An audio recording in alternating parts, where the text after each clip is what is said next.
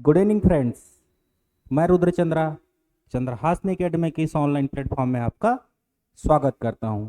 जैसा कि आप जान रहे हैं कि प्रति टेस्ट के बाद हम उसका सॉल्यूशन लेके हमारे यूट्यूब चैनल में उपस्थित होते हैं। जैसे अभी शाम आप रीजनिंग का टेस्ट देके बाहर निकले हैं, तो उसका सॉल्यूशन लेके मैं यहाँ उपस्थित हुआ हूँ।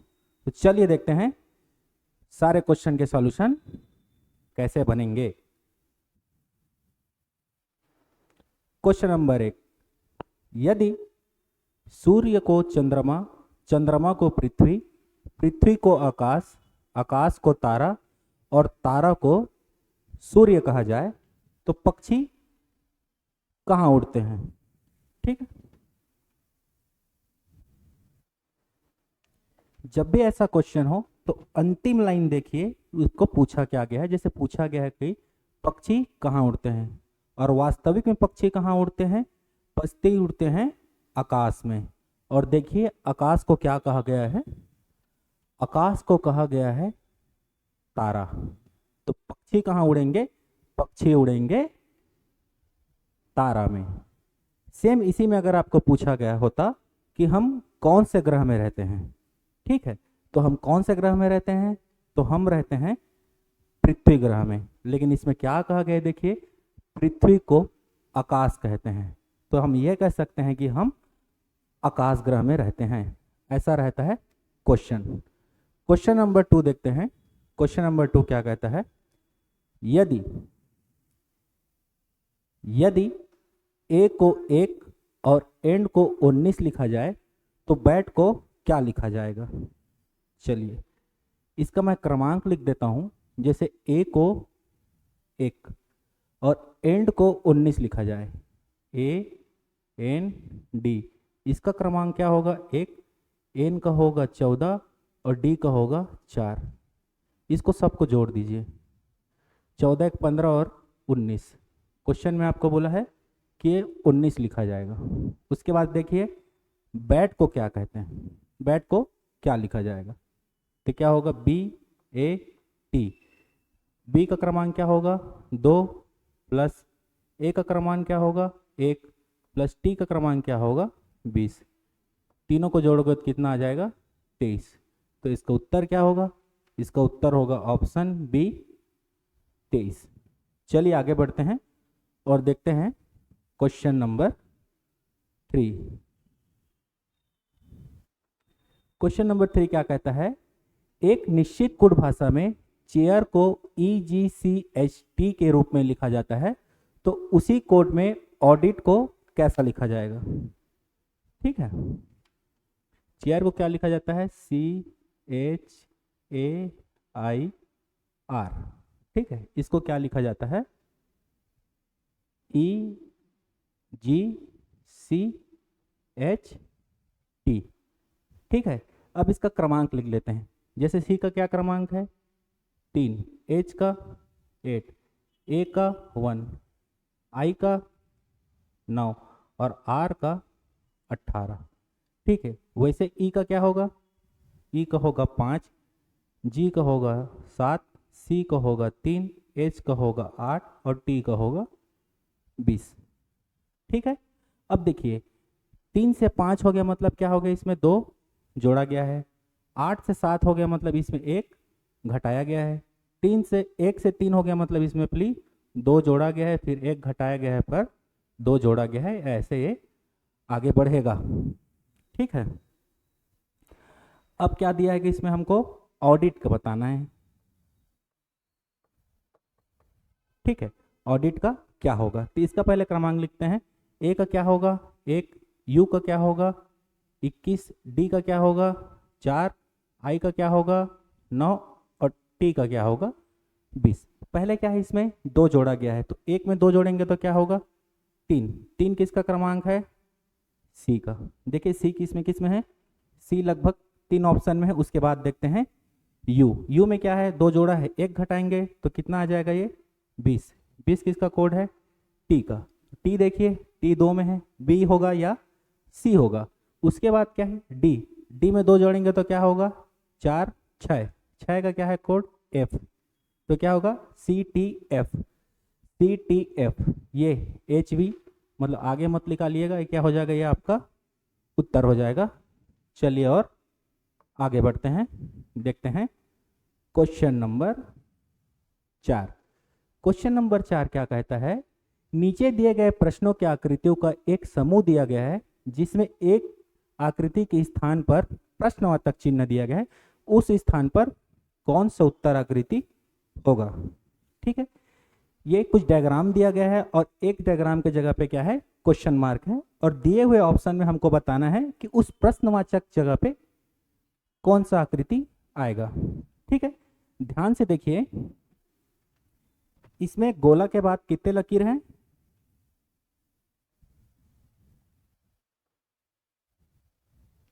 इसमें गोला का कितना लकीर है, 1 2 3 4 4, इसमें कितना है 1 2 3, और इसमें कितना है 2। सेम ऐसे इसमें कितना है 3, इसमें कितना है 2, और इसमें कितना है 4, इसमें कितना है 2, इसमें कितना है 4। अब हम एक कॉलम को देखते हैं, इसमें कितना है, देखिए 4 3 2 2 3 2 4 और 2 4 3, यहाँ कितना आना चाहिए 3। वैसे हम एक बार रो को देख लेते हैं, 4 3 2 3 2 4 4 2 4 3, मतलब यहाँ भी 3 आएगा।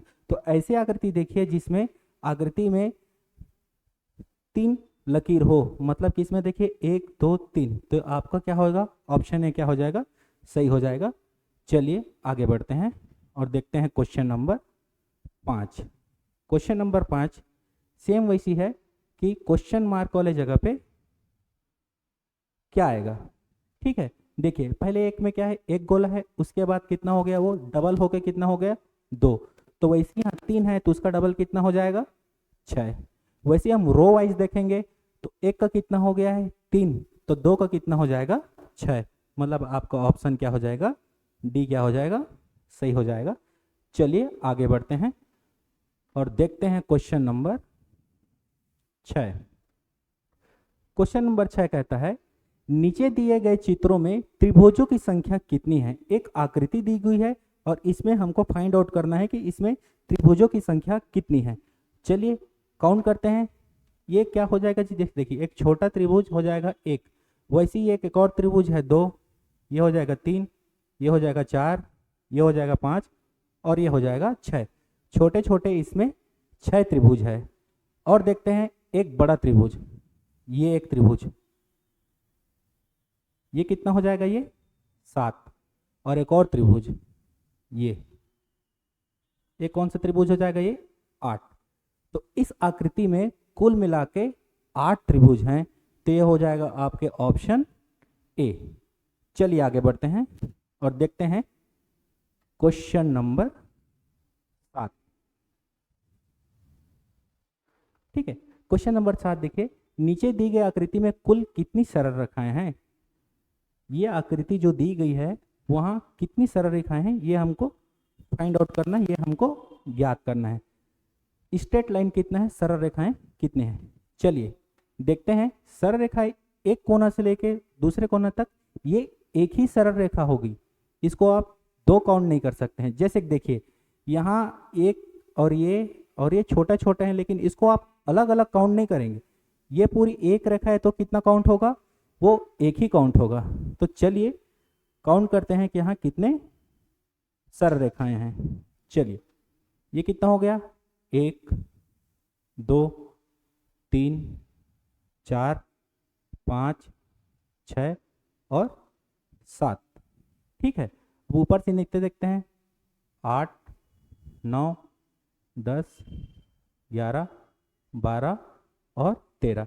इस फिगर में कुल 13 सरल रेखाएं हैं जो कि आपके ऑप्शन सी में दिया हुआ है।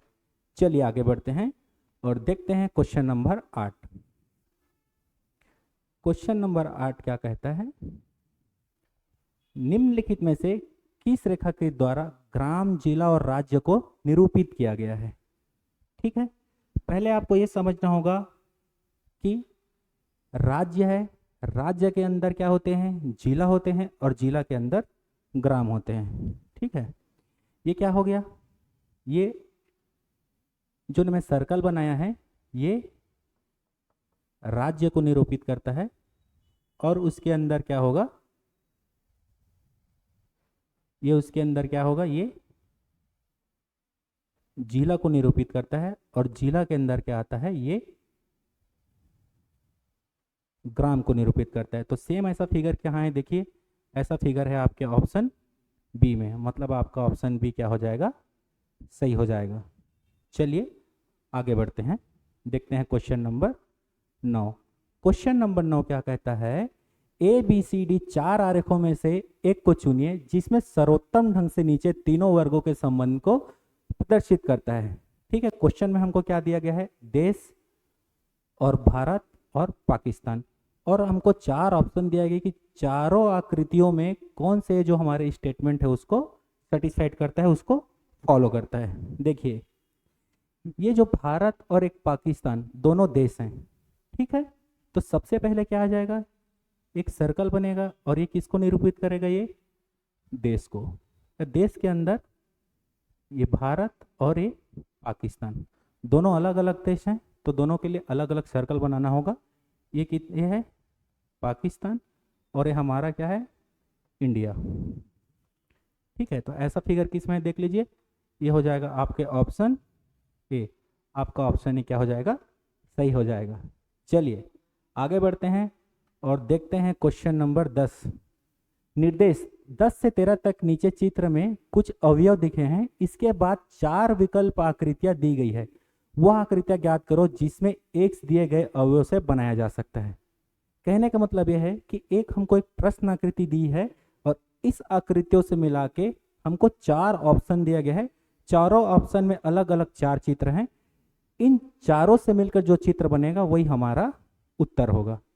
चलिए देखते हैं क्वेश्चन नंबर 10। क्वेश्चन नंबर 10 में ये क्या है, प्रश्नाकृति है ये। अब इन चारों फिगर को मिला के चारों ऑप्शन में से कोई एक फिगर बनेगा, वही हमारा उत्तर होगा। चलिए ऑप्शन ए देखिए, अगर इसमें एक चतुर्भुज है, मतलब ऑप्शन ए में कहीं चतुर्भुज दिख रहा है, चतुर्भुज नहीं है, मतलब ऑप्शन ए आपका क्या हो जाएगा, गलत हो जाएगा। ठीक है, ऑप्शन बी देखिए, ऑप्शन बी में एक चतुर्भुज है, मतलब ये हो जाएगा ये, और एक और चतुर्भुज है मतलब ये, उसके बाद एक त्रिभुज है और एक और त्रिभुज है, मतलब फिगर 2 क्या होगा, बनाया जा सकता है। फिगर 3 को ट्राई करके देखते हैं कि इसमें कहीं चतुर्भुज है क्या, इसमें चतुर्भुज है ही नहीं, और यहाँ भी चतुर्भुज नहीं है, मतलब ये भी नहीं बनाया जा सकता। ठीक है, आप बोल रहे होगे कि ये त्रिभुज ऐसा है, इसका ओरिएंटेशन आप कहीं भी ऐसे बदल सकते हैं। ठीक है, जैसे ये त्रिभुज ऐसे नीचे है, ये वाला ऐसे नीचे है, और ये नीचे है, तो इसका हो जाएगा ये, और इसका हो जाएगा ये, मतलब आपका क्या होगा, ऑप्शन बी आपका सही हो जाएगा। चलिए आगे बढ़ते हैं और देखते हैं क्वेश्चन नंबर 10। क्वेश्चन नंबर 10 में 3 आकृतियां दी है, अब इन तीनों आकृतियों से मिलके कौन सा आकृति बनाई जा सकती है, देखते हैं। ये तो हो गया एक आयत हो गया, आयत बना पाना इसमें पॉसिबल नहीं है। उसके बाद देखते हैं ये क्या दोनों बन सकते हैं, ये ऐसे हो जाएगा, ये ऐसे हो जाएगा, शायद नहीं, ये क्या हो जाएगा, इनमें से कोई नहीं, इन तीनों आकृतियों से मिला के कोई भी डायग्राम बनाया नहीं जा सकता, तो ऑप्शन आप लेंगे इनमें से कोई नहीं। चलिए आगे बढ़ते हैं और देखते हैं क्वेश्चन नंबर 12। प्रश्न आकृति में कितना फिगर दिया गया है, 5। अब उनसे देखते हैं उत्तर कौन सा बनाया जा सकता है। ठीक है, चलिए देखते हैं, ये तो बनेगा ही नहीं,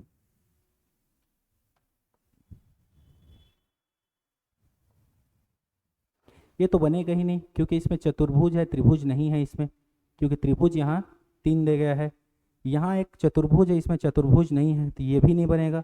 देखते हैं ऑप्शन 3, 1 2, तो चतुर्भुज क्या है, एक ये है और एक ये 2 है, एक त्रिभुज यहाँ, एक त्रिभुज यहाँ, और एक तीनों मिला के, मतलब आपका ऑप्शन सी इन चारों अवयव से मिलके बनाया जा सकता है, मतलब आपके ऑप्शन सी क्या हो जाएगा, सही हो जाएगा। चलिए आगे बढ़ते हैं और देखते हैं क्वेश्चन नंबर 13। क्वेश्चन नंबर 13 क्या है, सेम वही क्वेश्चन है। क्वेश्चन नंबर 13 में देखिए कि इन तीनों अवयव से कौन सा बनाया जा सकता है? देखिए इसको हम लिख सकते हैं, इसको ऐसे बना सकते हैं, इसको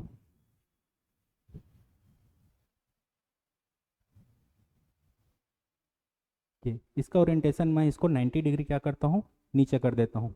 ठीक है, ए त्रिभुज को घुमा के इसको यहाँ ऐसे बनाया जा सकता है, यहाँ ये त्रिभुज, अगर इसको मैं फर्स्ट बोलूँ तो क्या होगा, फर्स्ट, और इसको सेकंड बोलूँ तो क्या हो जाएगा, सेकंड।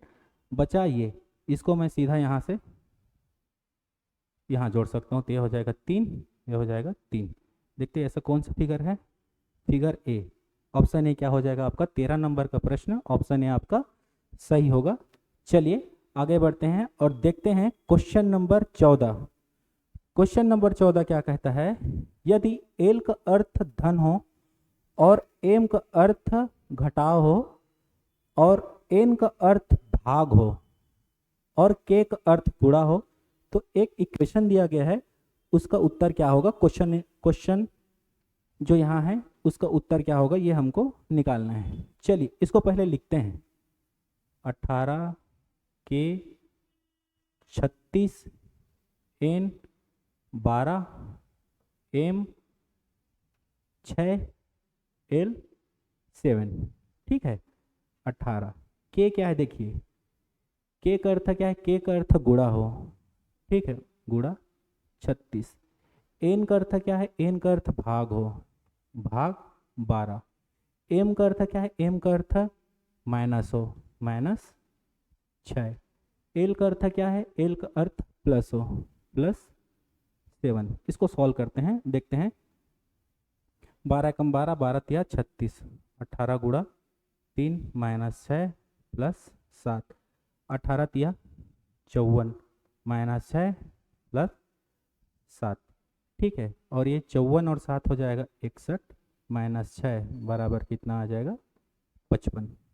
55 देखिए कौन से ऑप्शन में है, ऑप्शन डी क्या हो जाएगा आपका सही उत्तर होगा। चलिए आगे बढ़ते हैं, फटाफट आपको बताते हैं क्वेश्चन नंबर 15 को कैसे सॉल्व करना है। क्वेश्चन नंबर 15 देखिए, क्वेश्चन नंबर 15, यदि भाग का अर्थ प्लस हो और गुणा का अर्थ माइनस हो, प्लस का अर्थ गुणा हो और माइनस का अर्थ भाग हो, तो क्वेश्चन मार्क पे क्या आएगा। चलिए देखते हैं, 8 भागित 15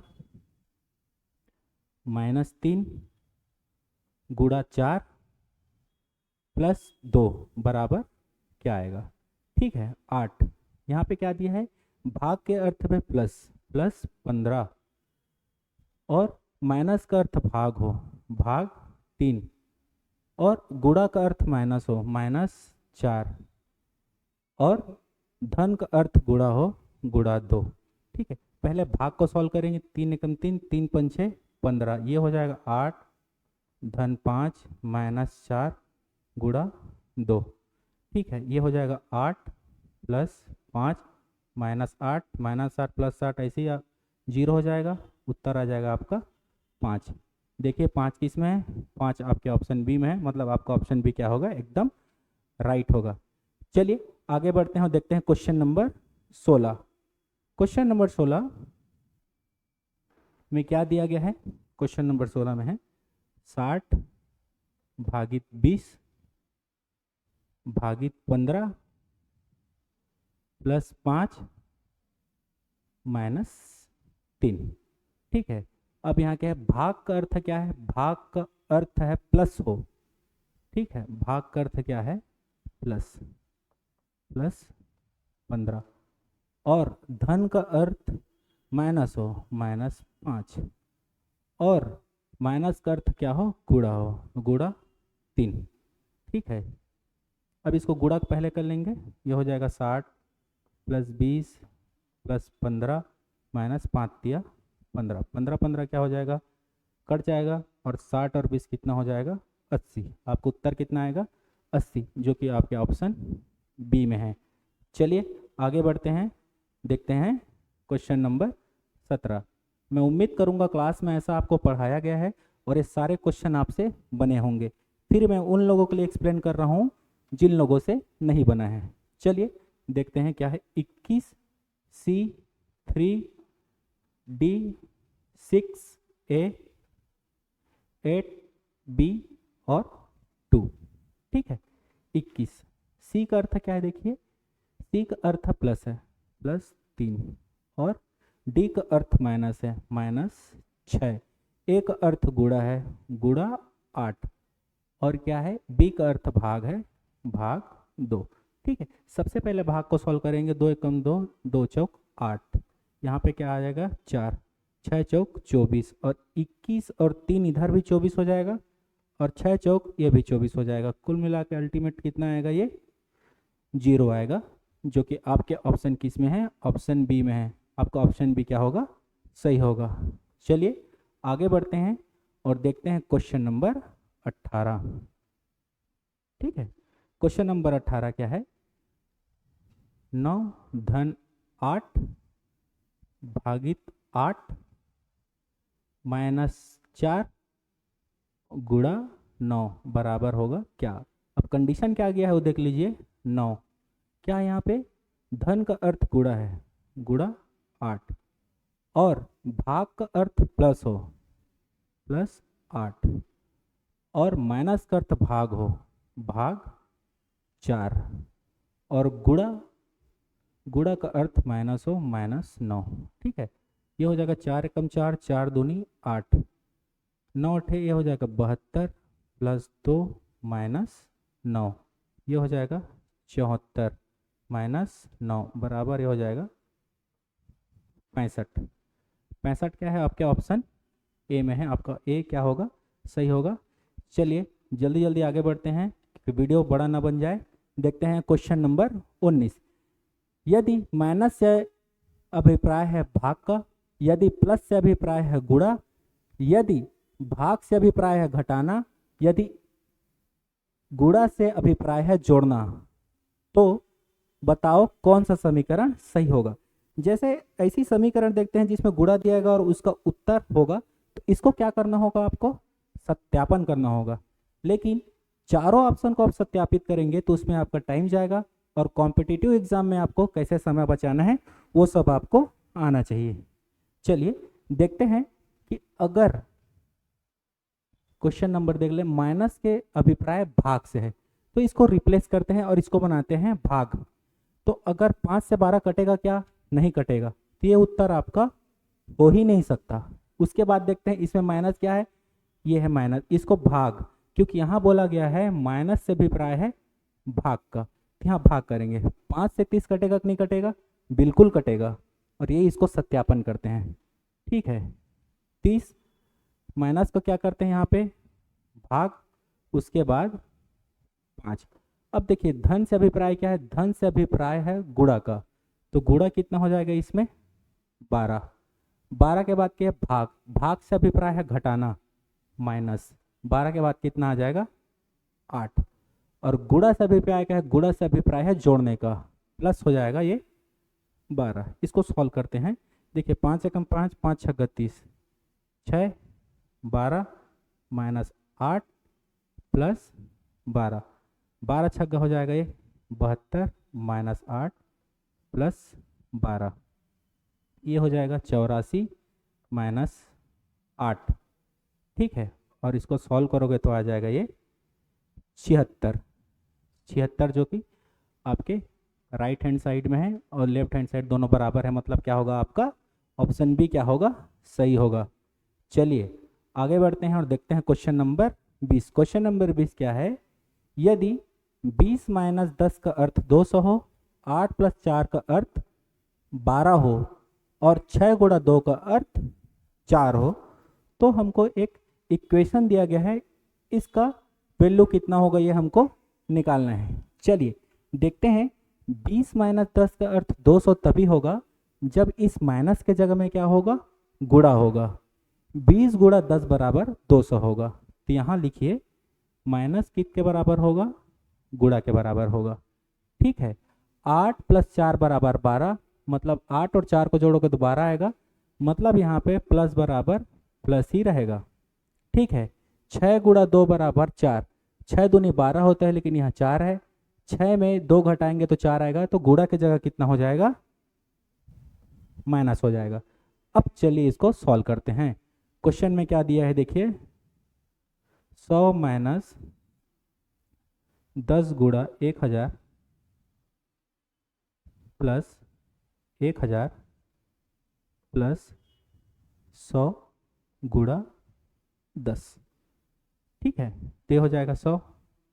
गुणा पे जगह पे आपको क्या रिप्लेस करना है, मल्टीप्लाई, गुणा 10। और गुणा की जगह क्या हो जाएगा, माइनस, तो हो जाएगा माइनस 1000। प्लस की जगह में प्लस ही रहेगा, 1000 प्लस की जगह में प्लस 1000 और गुणा की जगह में क्या हो जाएगा, माइनस 10। ठीक है, इसको सॉल्व करोगे तो ये हो जाएगा 1000 माइनस 1000 प्लस 1000 प्लस 100 माइनस 10। ये 1000 से 1000 क्या होगा, कैंसिल होगा। इस 1000 में 100 डोलेंगे तो क्या होगा, 1100, और 1100 में 10 माइनस करेंगे तो हो जाएगा 1090। देखिए 1090 आपके कौन से ऑप्शन में है, आपके ऑप्शन ए में है, मतलब आपका ऑप्शन ए क्या हो जाएगा, सही हो जाएगा। चलिए आगे बढ़ते हैं और देखते हैं क्वेश्चन नंबर 21। क्वेश्चन नंबर 21 कहता है उन सही प्रतीकों के समूह को चुनिए जो नीचे दिए गए समीकरण में सही बैठे।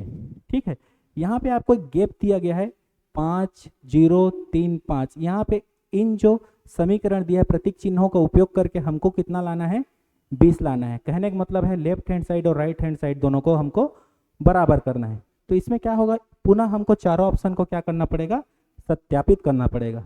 देखिए मैं नीचे से करना चालू करता हूँ। नीचे में देखिए तीनों विकल्प में क्या है, गुणा है।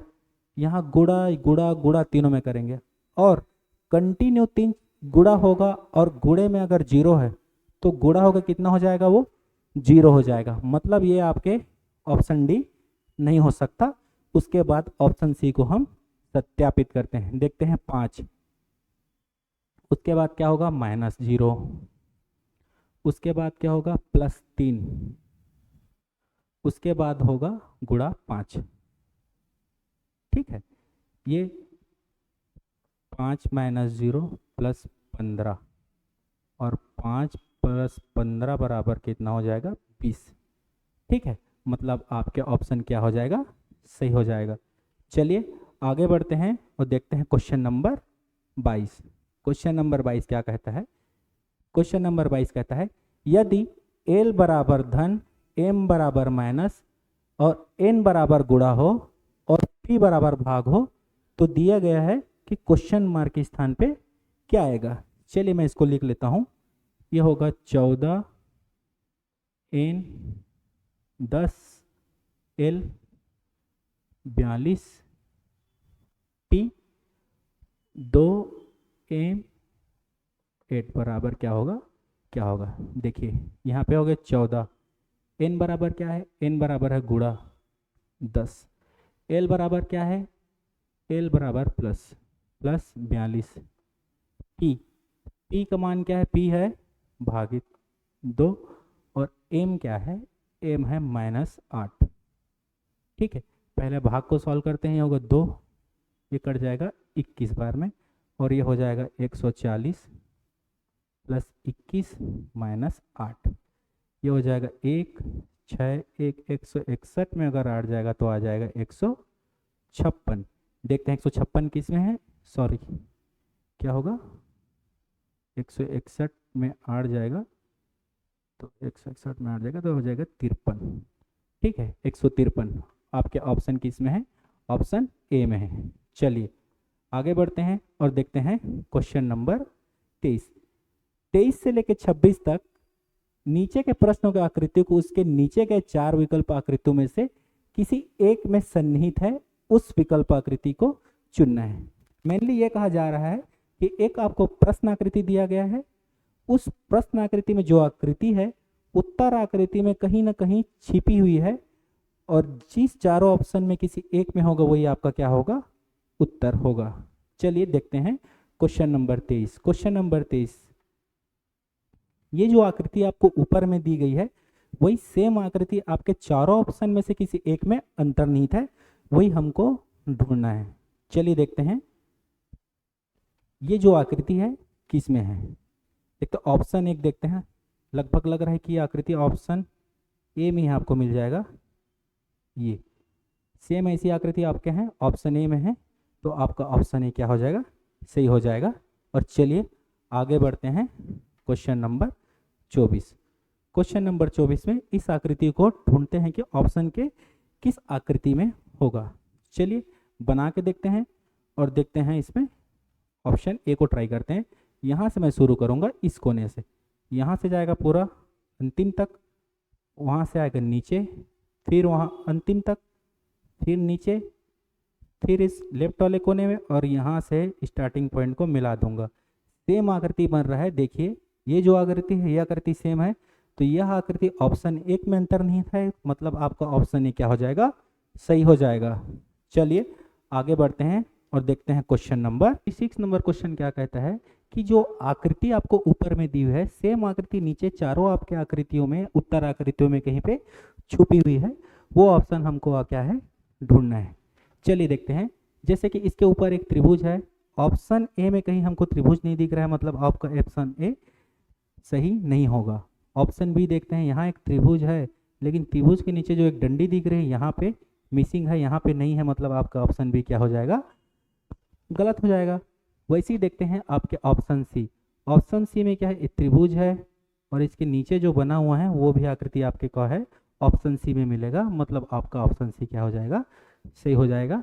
चलिए फटाफट बढ़ते हैं आगे और देखते हैं क्वेश्चन नंबर 27। नीचे दिए गए प्रत्येक प्रश्न में एक एक आकृतियां दी गई है जिनका कुछ भाग लुप्त है। उस लुप्त भाग के जगह पर दिए गए उत्तर विकल्पों में कौन सा विकल्प आएगा कि ये जो पैटर्न दिया हुआ है उसको पूरा कर दे। ठीक है, चलिए देखते हैं। ऐसे प्रश्न में एक आकृति दिया हुआ है और उसके एक भाग पे क्या है, क्वेश्चन मार्क दिया हुआ है। तो इस क्वेश्चन मार्क वाले जगह में ये उत्तर आकृति में कौन सा फिट बैठेगा वो आपको बताना है। चलिए इसको ड्रॉ करते हैं और देखते हैं कौन सा आकृति इसमें सही बैठेगा। ठीक है, ये क्वेश्चन में थोड़ा प्रॉब्लम है, ये क्या होगा, ये पूरा डार्क होगा। ठीक है, अब चलिए बनाते हैं। ठीक है, देखते हैं। इस आकृति को पूरा करने के लिए अगर ये लाइन पूरी आड़ी यहाँ तक है तो इसको क्या करना होगा, पूरा यहाँ तक हमको लाना होगा। एक लाइन क्या होगा, ऐसे होगा, ये ऊपर से नीचे ऐसे आएगा और ये बाएं से दाएं ऐसे जाएगा। और देखते हैं बिंदु कहाँ कहाँ पे होगी। अगर इसको ऐसे मैं फोल्ड करूँ तो दो बिंदु यहाँ है, तो यहाँ पे प्रॉपर यहाँ पे दो बिंदु बनेंगे। ठीक है, और कोने कोने में ऐसा स्लिट हुआ है छोटा छोटा, तो यहाँ भी एक ऐसा लाइन ड्रॉ करना होगा। ठीक है, अब देखिए कि ये जो आकृति बनी है आपके इन चारों उत्तर आकृतियों में कहीं एक ऐसा होगा जो इस आकृति से मैच होगा। देखते हैं, देखिए इसका जो स्लिट बना है ये ऊपर में है, मतलब ये उत्तर तो नहीं होगा। उसके बाद इसमें कोने में कहीं पर भी नहीं बना है, मतलब ये भी उत्तर आपका नहीं होगा। ऑप्शन सी देखिए एज इट इज जैसा मैंने बनाया है आपका ऑप्शन सी है, मतलब आपका ऑप्शन सी क्या हो जाएगा, सही होगा। चलिए आगे बढ़ते हैं और देखते हैं question number 28। Question number 28 same हमको फिर वही पैटर्न दिया हुआ है, चार उत्तर आकृति दिया हुआ है और हमको इसको पूरी करनी है। इसको पूरा करने के लिए सबसे पहले मुझे एक इस वर्ग को कंप्लीट करना है। जब ऐसे तिरछी लाइन है तो ये दो तिरछी लाइन मुझे बनानी होगी। ठीक है, और ये मेरा ये पैटर्न क्या हो गया, कंप्लीट हो गया। सेम ऐसा पैटर्न देखते हैं, तो सेम पैटर्न आपके ऑप्शन ए में है, मतलब आपका ऑप्शन ए क्या हो जाएगा, सही हो जाएगा। चलिए आगे बढ़ते हैं और देखते हैं क्वेश्चन नंबर 29। क्वेश्चन नंबर 29 में जो प्रश्न आकृति है उसको पूरा करते हैं और ड्रॉ करते हैं। ठीक है, ये तो बहुत आसान है, मुझे लगता है सभी बच्चों ने इसको हल किया होगा। ये हो जाएगा ऐसे, इसको ड्रॉ कर देंगे और यहाँ एक सब में बना है वैसी एक लाइन यहाँ खींच देंगे और इसको एक ये सेम आकृति किस में है, देखिए ये नीचे साइड है, इधर नहीं है, ये आपका ऑप्शन सी क्या होगा, सही होगा। ऐसे क्वेश्चन बहुत आसान रहते हैं। जब आप क्लास 5 के बाद नवोदय विद्यालय के लिए एग्जाम दिए होंगे तो ये सारे क्वेश्चन उसमें आपको देखने को मिला होगा। चलिए आगे देखते हैं क्वेश्चन नंबर 30। ये तो काफ़ी लड़कियों ने इसको सही बनाया होगा क्योंकि आप लोगों को रंगोली का आदत होता है और वो लोग काफ़ी इसको सही किए होंगे। चलिए देखते हैं जो सही किए हैं वो वीडियो में आगे बढ़ जाइए, और जो इसको गलत किए हैं वो ध्यान से देखिए कि इसको बनाना कैसे है। चलिए, एक लाइन यहाँ आ जाएगा सामने में आपका, ठीक है, ऐसा हो गया। उसके बाद ये क्या होगा, ऐसा होगा। उसके बाद ऐसा यहाँ जुड़ेगा, और ऐसा होगा, ऐसे यहाँ जुड़ेगा, और एक लाइन ऐसी होगी और एक लाइन ऐसी होगी, तब ये सिमेट्री बन जाएगा दोनों साइड। तो सेम देखिए, ऐसा डायग्राम किस में है, ऐसा डायग्राम आपके ऑप्शन सी में आपको दिख रहा होगा, मतलब आपका ऑप्शन सी क्या है, सही है। चलिए क्वेश्चन नंबर देखते हैं 31। 31 भी सेम टाइप का क्वेश्चन है, इसको भी बनाते हैं। ये हो जाएगा, यहाँ से इसको ऐसे कंप्लीट कर लेंगे, ये फिर ये और ये हो गया कंप्लीट। एक और लाइन आएगी, ये देखते हैं ऐसा डायग्राम किस में बना हुआ है, मतलब आपका ऑप्शन भी क्या हो जाएगा, सही हो जाएगा। ये बहुत आसान है, इसको जल्दी जल्दी सॉल्व करते हैं और देखते हैं क्वेश्चन नंबर 32। क्वेश्चन नंबर 32 देखते हैं। क्वेश्चन नंबर 32, क्वेश्चन नंबर 32 को भी ऐसे सेम कंप्लीट करना होगा। देखते हैं, ये कोना, ये कोना, ये कोना, वैसे ये चौथा कोना भी क्या होगा, इन तीनों कोने के समान होगा। तो अगर इसको सेम बनाना है तो मुझे यहाँ एक ऐसी लाइन खींचनी होगी और एक लाइन अंदर की तरफ खींचनी होगी, ये। अब ये चित्र जो पैटर्न है वो पूरा हो गया। तो ऐसा आपके ऑप्शन डी में है, मतलब आपका ऑप्शन डी क्या हो जाएगा, सही हो जाएगा। चलिए, नीचे दी गई आकृतियों में कितनी सरल रेखाएं बनी हुई हैं, ये हमको फाइंड आउट करना है, ये हमें ज्ञात करना है कि इस जो फिगर है इसमें कितने सरल रेखाएं हैं। चलिए इसको ज्ञात करते हैं, ठीक है। जो हॉरिजॉन्टल लाइन है उसको पहले गिनेंगे कि कितने हैं। चलिए साथ में गिनते जाइएगा, 1 2 3 4 5 6 7 8, ठीक है। और एक जो अंतिम है ये 9, मतलब ये फिगर में टोटल 9 स्ट्रेट लाइन है, 9 सरल रेखाएं हैं। चलिए आगे बढ़ते हैं और देखते हैं क्वेश्चन नंबर 34। क्वेश्चन नंबर 34 क्या है, नीचे दी गई आकृति में कुल कितने सरल रेखाएं से बनी हैं, ठीक है। इसमें क्या देखना है, कितने सरल रेखाओं से बनी है। चलिए देखते हैं कितनी सरल रेखाएं इसमें, 1 2 3 4 5 और 6। आपके ऑप्शन क्या हो जाएगा, सी। इसमें कितने सरल रेखाएं हैं, इसमें 6 सरल रेखाएं हैं, ठीक है। चलिए आगे बढ़ते हैं और देखते हैं क्वेश्चन नंबर 35। क्वेश्चन नंबर 35 क्या कहता है, 35 से 38 तक नीचे प्रत्येक प्रश्न में संख्याओं की एक श्रृंखला दी गई है। श्रृंखला में प्रश्नवाचक चिन्ह के स्थान पर आने वाली संख्या को विकल्पों से चुनना है। सीरीज है, एक सीरीज दी हुई है और अंतिम में क्वेश्चन मार्क दिया हुआ है, प्रश्नवाचक चिन्ह दिया हुआ है। उस प्रश्नवाचक चिन्ह के स्थान पे कौन सा उत्तर आएगा वो हमको बताना है। चलिए पहले तो समझना होगा कि ये सीरीज कैसा पैटर्न फॉलो कर रहा है, उसको पहले समझते हैं और देखते हैं। जैसे कि पहला है 8, उसके बाद है 1/8, फिर 22, उसके बाद है 1/22, उसके बाद है 37, 1/37। 5 एडिट हो गए सर।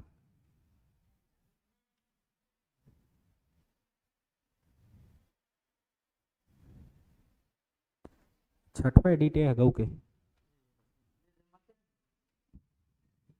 चलिए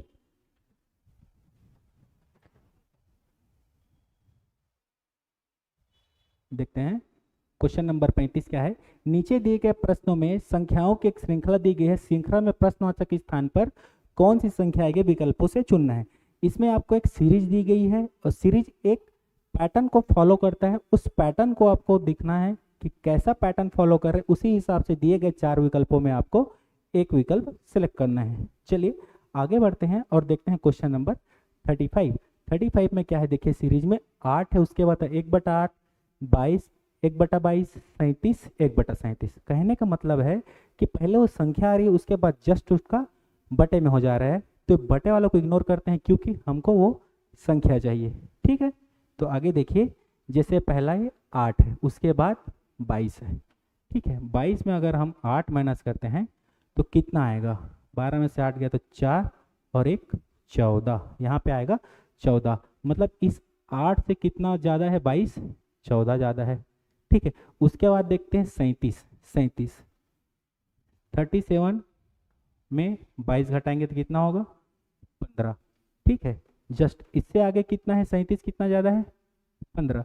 जो यहाँ पे संख्या आएगा 37 से कितना ज़्यादा होना चाहिए जी 16। 37 से कितना ज़्यादा होना चाहिए 16। तो इसमें अगर मैं 16 जोड़ूँ तो कितना आएगा 53। मतलब इस स्थान पे क्वेश्चन मार्क पे क्या आएगा 53। आपके ऑप्शन क्या हो जाएगा ए, आपका ऑप्शन सही हो जाएगा। चलिए आगे बढ़ते हैं और देखते हैं क्वेश्चन नंबर 36। यहाँ पे एक सीरीज है 1/3, 1/9, 1/27, 1/81 और 1/243। ठीक है, देखिए अगर ये सामने में एक दिया है और नीचे में कुछ नहीं है तो ये घबराइएगा मत, इसके नीचे में भी क्या है एक है। अब तो ऊपर जितने अंश है उसमें सब में एक एक है, तो हम हर को आगे देखते चलेंगे और देखेंगे कि पैटर्न आपका क्या होगा। ठीक है, तो देखिए इसमें 3 का गुणा करेंगे तो एक आएगा 1, फिर 3, 3 तिया 9, 9 तिया 27, 27 तिया 81, 81 तिया 243 और 243 तिया हो जाएगा 729 और ऊपर में एक। ये होगा क्वेश्चन मार्क के स्थान पे, मतलब आपका ऑप्शन भी क्या हो जाएगा सही होगा। चलिए देखते हैं सीरीज में अगला क्वेश्चन देखते हैं, क्वेश्चन नंबर 37। क्वेश्चन नंबर 37 क्या है, पहला 20, 19, 17। ये तो बहुत आसान है, इसको आप सभी ने सॉल्व किया होगा और जिन भाइयों से नहीं बन पाया होगा उसके लिए मैं इसको बताता हूँ। 19 से 20 कितना कम है 1, 19 से 17 कितना कम है 2। कहने का मतलब है इसके बाद जो संख्या आएगी 17 से कितना कम होगी 3। 17 से 3 कितना होगा 14। 14 के बाद 4 कम होगा तो 10 होगा, 10 से 5 कम होगा तो 5 आएगा। मतलब आपका ऑप्शन सी क्या हो जाएगा सही होगा। चलिए आगे बढ़ते हैं और देखते हैं क्वेश्चन नंबर 38। 38 क्या कहता है, ये भी एक सीरीज है 3, 15, 35, 63 क्वेश्चन मार्क और 143। ध्यान से सोचिए कि ये कैसा एक रूटीन फॉलो कर रहा होगा, एक सीक्वेंस फॉलो कर रहा है, वो आपको समझना होगा। ठीक है, चलिए देखिए पहले देखते हैं ये 3, 2 का वर्ग होता है 4 और 4 से 1 कम है। 4 के बाद एक और सम संख्या आएगी, हेलो 4 से एक और सम संख्या आएगी 4, 2 से के बाद आएगी 4, 4 का वर्ग कितना होगा 16, उससे एक कम कितना है 15। उसके बाद होगा 6 का वर्ग होगा 36, उससे एक कम है 35 और 8 का वर्ग होगा 64, उससे एक कम है 63। वैसे 8 के बाद कितना आएगा 10। ठीक है, मेरा कहने का मतलब यह है कि 2 गुणा 2 करने के बाद 4 आएगा, 4 में 1 माइनस करेंगे तो आएगा 3। वैसे ही 4 गुणा 4 करेंगे तो आएगा 16, 16 में 1 घटाएंगे तो आएगा 15।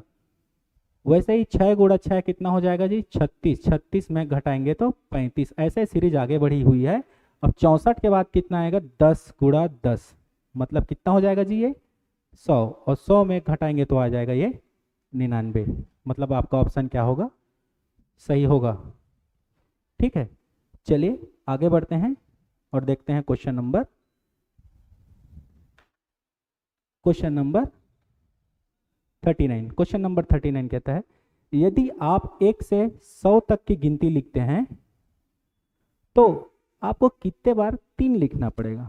ठीक है, 1 से 100 तक की गिनती में 3 कितनी बार आएगी वो आपको बताना है। चलिए सॉल्व करते हैं और देखते हैं। पहले 3 आएगी, फिर 1 से 10 तक 3 नहीं आएगा, उसके बाद 13 आएगा, उसके बाद 23 आएगा, फिर 30, उसके बाद 31, 32, 33, 34, 35, 36, 37, 38, 39। ठीक है, उसके बाद होगा 43, 53, 63, 73, 83 और 93। अब देखेंगे 1 से लेकर 100 तक कितने 3 आए हैं वो सब हम काउंट करेंगे। 1, 2, 3, 4, 5, 6, 7, 8, 9, 10, 11, 12, 13, 14, 15, 16, 17, 18, 19, 20। ठीक है, इसमें कितने 3 हैं तो 20 है। ध्यान दीजिएगा 33 में डबल 3 है ना, इसको छोड़ के आप 19 आंसर मत कीजिएगा, आपका उत्तर कितना आएगा 20। चलिए आगे बढ़ते हैं और देखते हैं क्वेश्चन नंबर 40। क्वेश्चन नंबर 40 क्या कहता है, एक छात्र को केवल एक लकीर खींचना आता है तो वह अंग्रेजी के कुल कितने अक्षरों को लिख सकता है। ठीक है, इसका कहने का मतलब यह है कि कोई छात्र है जिसको सिर्फ लकीर खींचना आता है तो वह अल्फ़ाबेटिकल जो 26 लेटर्स हैं उसमें कितने लेटर को वो लिख पाएगा। चलिए देखते हैं। तो ए सरल रेखा जैसे ये बनाएगा, खाली लाइन खींचना है तो ए तो बना लेगा, लेकिन बी बनाने के लिए उसको ऐसा मोड़ना होगा, मतलब वो बी को नहीं बना पाएगा। वैसे ही ये सी को भी नहीं बना पाएगा और डी को भी नहीं बना पाएगा और ई को वो बना लेगा। कहने का मतलब आप समझ गए हैं, तो मैं डायरेक्ट लिखता हूँ। ए के बाद ये नहीं बना पाएगा, E F G H I J K L M N O P Q R S T U V W X Y और जेड। इतने जो लेटर्स हैं वो एक सरल रेखाएं से बनाई जा सकती हैं। तो देखते हैं कितना है, 1 2 3 4 5 6 7 8 9 10 11 12 13 14 15। ठीक है, 15 ऐसे अंग्रेजी के अक्षर हैं जिसको एक लकीर खींच के बनाया जा सकता है। चलिए आगे बढ़ते हैं और देखते हैं क्वेश्चन नंबर 41। क्वेश्चन नंबर 41 क्या कहता है, 81 का 3 भागों में ऐसा बांटा जाता है कि प्रथम भाग का आधा, द्वितीय भाग का 1/3 तथा तृतीय भाग का 1/4 आपस में बराबर हैं। तो प्रथम भाग और तृतीय भाग से कितना अधिक है ये हमको बताना है। ठीक है, जैसे 3 भागों में बांटा जाता है तो मैं मान लेता हूं कि वो 3 भाग क्या है, x plus Y plus Z, तीनों मिला के कितना हो जाएगा 81, जैसा कि आपको क्वेश्चन में गिवन है। तो क्या दिखता है, प्रथम भाग का आधा। ठीक है, ये प्रथम भाग का आधा, द्वितीय भाग का 1/3, द्वितीय भाग का 1/3 और तृतीय भाग का 1/4, तृतीय भाग का 1/4 आपस में बराबर हैं। ठीक है, ये बराबर होगा और मान लेता हूँ ये के एक कांस्टेंट के बराबर है। ठीक है, अगर मैं यहाँ पे x की वैल्यू निकालूं तो x की वैल्यू क्या हो जाएगी 2k, y की वैल्यू क्या हो जाएगी 3k और z की वैल्यू हो जाएगी 4k। ठीक है, इस x y z की वैल्यू को मैं यहाँ रख देता हूँ तो ये हो जाएगा 2k plus 3k plus 4k बराबर 81। तो ये कितना हो जाएगा जी, 9 के बराबर क्या हो जाएगा 81, 9 9 81, तो k बराबर कितना हो जाएगा 9। इस k के वैल्यू को मैं अगर यहाँ रखूँ तो x बराबर क्या हो जाएगा 2 गुणा 9 बराबर 18, y बराबर हो जाएगा 27 और z बराबर क्या हो जाएगा 9 चौक 36। क्वेश्चन में आपको क्या पूछा गया है, प्रथम भाग से तृतीय भाग कितना अधिक है। प्रथम भाग कितना 18 और तृतीय भाग कितना है 36। तो 36 माइनस 18 कर देने से जो उत्तर आएगा वही आपका सही उत्तर है, जो कि आपके ऑप्शन बी में कितना दिया है 18। चलिए आगे बढ़ते हैं और देखते हैं क्वेश्चन नंबर 42। क्वेश्चन नंबर 42 क्या है, एक परिवार में एक आदमी, उसके पत्नी तथा 4 बेटे और उनकी पत्नियां हैं। ठीक है, हर बेटे का परिवार में 3 पुत्र और 2 पुत्रियां हैं। उस परिवार में पुरुषों की कुल संख्या क्या है हमको पता करना है। ठीक है, चलिए एक परिवार में मुखिया है, एक आदमी और उसकी पत्नी, मैं इसको मेल लिख लूंगा और एक फीमेल लिख लूंगा। ये परिवार का एक मुखिया है, एक आदमी और उसकी पत्नी, उसके 4 बेटे हैं और उनकी शादी हो गई, मतलब उनके 4 पत्नियां हैं, 1 2 3 4। इनके चारों बेटे हैं वो शादीशुदा हैं। ठीक है, ठीक आगे क्वेश्चन क्या कहता है, हर बेटे के परिवार में 3 पुत्र हैं और 2 पुत्रियां हैं। हर बेटे के परिवार में 3 मेल है और 2 फीमेल हैं। इसका भी 3 मेल होगा 2 फीमेल होगा, इनका भी 3 मेल 2 फीमेल और 3 मेल 2 फीमेल। पूछा क्या गया, पुरुषों की कुल संख्या का पता लगाइए। ये जो परिवार है, अब इसमें कितने पुरुष हैं वो हमको काउंट करना है। तो देखते हैं कितने हैं, 1 2 3 4 5, 5 हो गए। अब यहाँ एक में 3 है, 3 6 9 12, और 12 और 15 कितना हो जाएगा, 17। तो ये परिवार में कुल कितना है, 17 सदस्य है। मैं आप लोगों से रिक्वेस्ट करूंगा कि आप इतना बड़ा परिवार ना बढ़ाएं, 4 पुत्रों से अच्छा है 1 पुत्र और 1 पुत्री, हम 2 हमारे 2। चलिए आगे बढ़ते हैं और देखते हैं क्वेश्चन नंबर 43। दी गई श्रृंखला को देखिए और नीचे दिए गए प्रश्नों का उत्तर दीजिए। सभी संख्याएं केवल अंकी संख्याएं हैं और सभी की गिनती केवल बाएं से दाएं किए जाने चाहिए। उपरोक्त श्रृंखला में कितने ऐसे विषम अंक हैं जिनके प्रत्येक ठीक पहले एक पूर्ण वर्ग है और ठीक बाद में एक सम अंक है। ठीक है, इनका कहने का मतलब यह है क्वेश्चन का कि जो एक संख्या हमको दी गई है उसमें हमको बाएं से दाएं देखना है, ऐसे कितने विषम अंक हैं जिनके ठीक पहले एक पूर्ण वर्ग है और बाद में एक सम है। और क्वेश्चन में एक और दिया गया, ध्यान दे, एक को भी पूर्ण वर्ग मान के हमको चलना है। तो पहले हम देखते हैं विषम संख्या। विषम संख्या एक खुद पहले एक विषम संख्या है, लेकिन इसके आगे कोई संख्या नहीं, तो इसको हम छोड़ देते हैं और आगे आते हैं एक। एक के आगे क्या है, 4 क्या है, एक पूर्ण वर्ग संख्या है, लेकिन उसके बाद 7 हो गया, वो विषम संख्या है, मतलब ये नहीं होगा। अब एक क्या है, ठीक है, 4 एक पूर्ण वर्ग है, 7 एक विषम संख्या, नहीं होगा। 7 के आगे देखिए, 7 के आगे क्या है, एक क्या है, एक पूर्ण वर्ग संख्या है, उसके बाद एक सम संख्या है, ये एक पेयर बन रहे हैं। उसके बाद देखेंगे एक के बाद एक 6 7, ये भी नहीं होगा क्योंकि 7 इसमें क्या है, विषम संख्या है। इसके बाद आगे आप 3 के आगे 7 क्या है, 7 एक पूर्ण संख्या नहीं है। फिर आगे बढ़ जाते हैं, देखते हैं 9, 2 एक पूर्ण संख्या नहीं है। आगे बढ़ जाते हैं, देखते हैं 7, ठीक है, 7 के आगे क्या है, 9 एक पूर्ण संख्या है, लेकिन उसके बाद के जो 5 है वो एक विषम संख्या है, हमको चाहिए एक सम संख्या। आगे बढ़ते हैं एक के आगे देखते हैं 5 एक किसी पूर्ण वर्ग नहीं है। आगे बढ़ते हैं 7 के बाद देखते हैं एक क्या है, एक पूर्ण वर्ग है। 7 के बाद 8 है, तो ये भी एक सम संख्या है, तो ये और ये मिलके एक क्या हो जाएगा, पेयर बन जाएगा। उसके बाद देखते हैं सिर्फ विषम संख्या कहाँ पे, विषम संख्या 3 पे है, जिसके आगे एक पूर्ण वर्ग है लेकिन उसके बाद एक सम संख्या नहीं है। तो इस जो सीरीज हमको दिया गया है इसमें 2 ही ऐसा पेयर है जिसके आगे एक पूर्ण वर्ग संख्या है और बाद में एक सम संख्या है।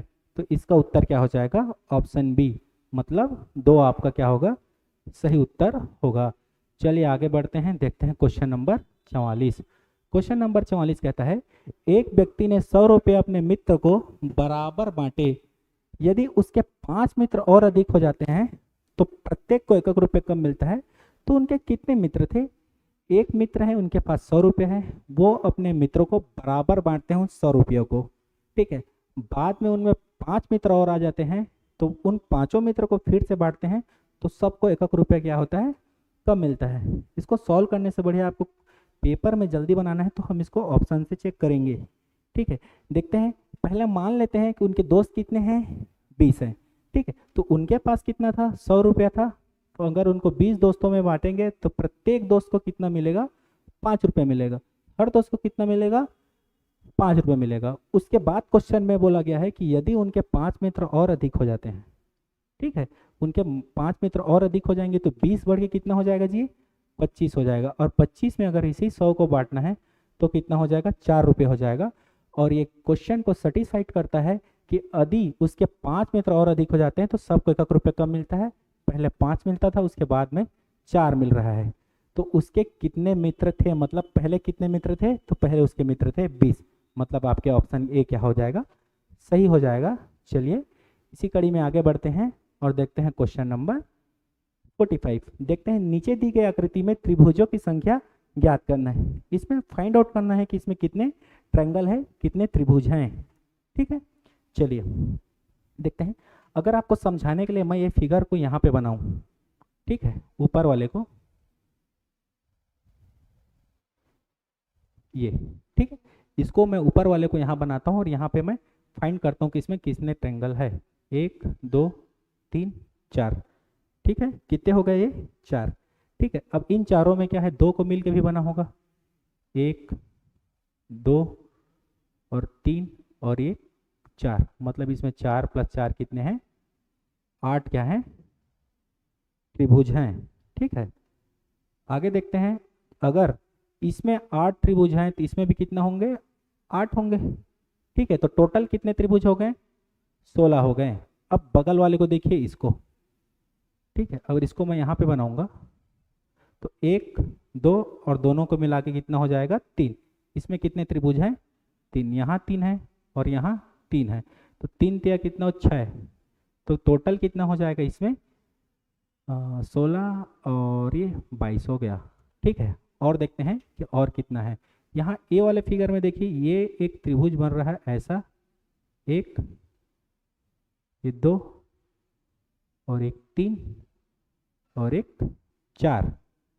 ठीक है, तो इसमें और 4 जोड़ूंगा तो कितना हो जाएगा, ये 26।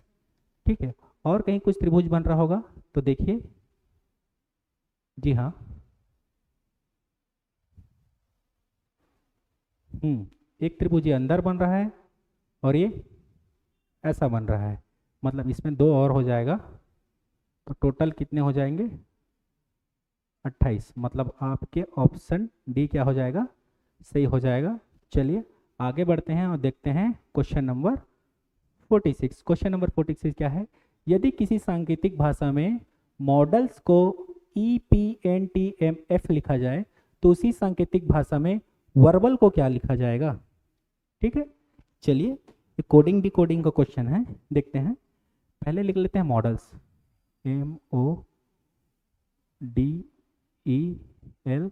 MODELS। इसको क्या लिखा गया है, इसको लिखा गया है EPNTM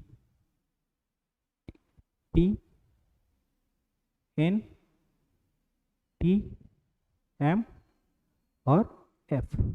ठीक है, इसको कैसे किया गया है, सोचते हैं जरा कि इसको कैसे बनाया गया होगा।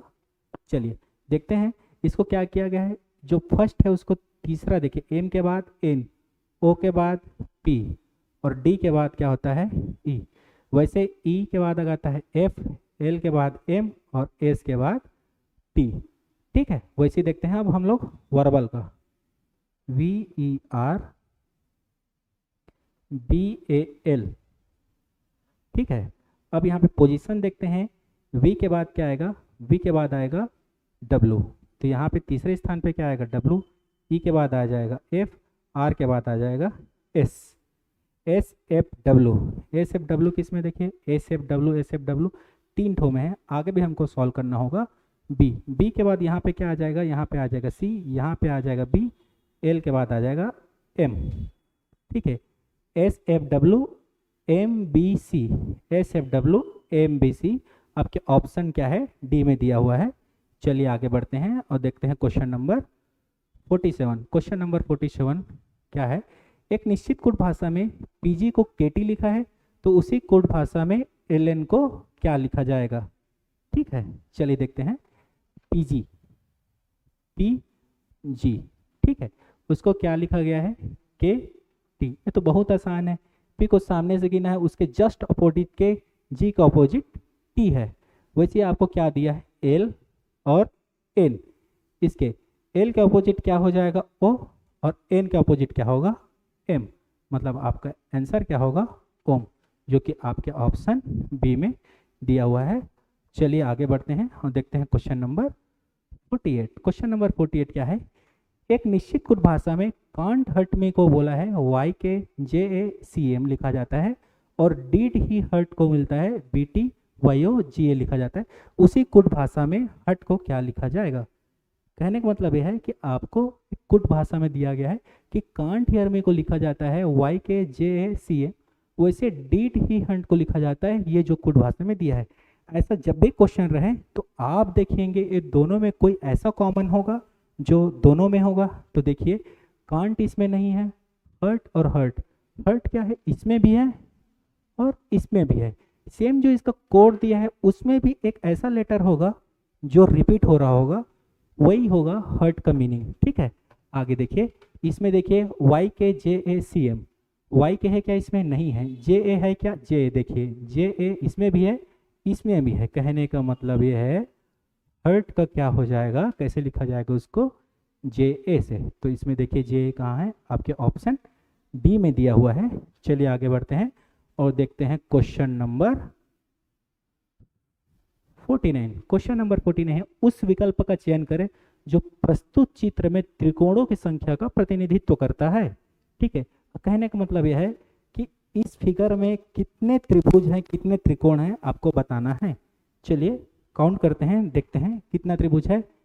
1 2 3 4। कितने त्रिभुज है, 4। यही गलती करते हुए आपने उत्तर कितना लिया होगा, सी। लेकिन हम देखते हैं इसमें और त्रिकोण है क्या, इसमें और त्रिभुज है क्या। 4 के बाद होगा ये 5, ये भी होगा 6, ये भी होगा 7, क्योंकि ये भी अल्टीमेटली क्या है, एक त्रिभुज है। मतलब इस फिगर में कितना, 7 त्रिकोण है। मतलब आपके ऑप्शन डी क्या हो जाएगा, सही हो जाएगा। देखते हैं क्वेश्चन नंबर 50। क्वेश्चन नंबर 50 क्या कहता है, दी गई श्रृंखला को देखिए, नीचे दिए गए प्रश्न उत्तर कीजिए। सभी संख्याएं केवल एक अंकी गणित हैं। तो बाएं से दाएं दिया गया है, कुछ लेटर्स दिए गए हैं, कुछ नंबर्स दिए गए हैं।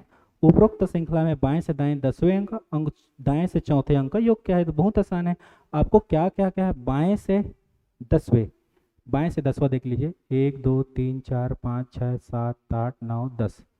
ठीक है, और दाएं से चौथे 1 2 3 4, 9 + 0 बराबर क्या होगा, 9। आपको योग ही पूछा है दोनों का, तो उत्तर आपका क्या हो जाएगा, ऑप्शन डी हो जाएगा। चलिए आगे बढ़ते हैं, देखते हैं क्वेश्चन नंबर 51। दी गई त्रिभुज में कुल कितने वर्ग हैं और कुल कितने त्रिभुज हैं। ठीक है, तो मैं इसके जस्ट पहले आपको बताया कि अगर कोई ऐसा फिगर है ये, तो इसमें टोटल कितने त्रिभुज होते हैं, 8। तो अगर यहाँ 8 है तो यहाँ 8 दूनी 16, 8 24, 8 चौक 32। 32 कितने हो गए, त्रिभुज हो गए। और उनको दो को मिला के अगर इनको मिलाएंगे तो एक त्रिभुज ये बनेगा, देखिए, और एक त्रिभुज ये बनेगा 2। वैसे नीचे में ये 3 और ये 4, तो इसमें 4 और जोड़ दीजिए, कितना हो गया, 36 हो गया। ठीक है, और देखते हैं कि इसमें कितने त्रिभुज बनाए जा सकते हैं। ये तो हो गया, ये एक और, ये होगा 1, ये होगा 2, ये होगा 3 और ये होगा 4। इसमें 4 और 2 दिए तो कितना हो जाएगा, ये 40। ठीक है, और देखते हैं कि इसमें कितना बनाया जा, एक तो बड़ा त्रिभुज ये बनेगा, ये आपका 1, ये आपका 2, ये 3 और ये 4। कितना हो जाएगा, 4, मतलब 44। 44 क्या होंगे, इसमें त्रिभुज होंगे। वर्ग देख लेते हैं, वर्ग कितने हैं इसमें, क्लियर। वर्ग कितना है देखिए, एक तो कंप्लीट ये जो इसका फिगर होगा ये खुद एक वर्ग है, 1 2 3 4 5। ठीक है, 5 हो गया, 6 7 8 9 और ये जो बड़ा हुआ है ये 10। इसमें 10 वर्ग है। कहने का मतलब है इस फिगर में 44 त्रिभुज हैं और 10 वर्ग है। चलिए आगे बढ़ते हैं, देखते हैं क्वेश्चन नंबर 52।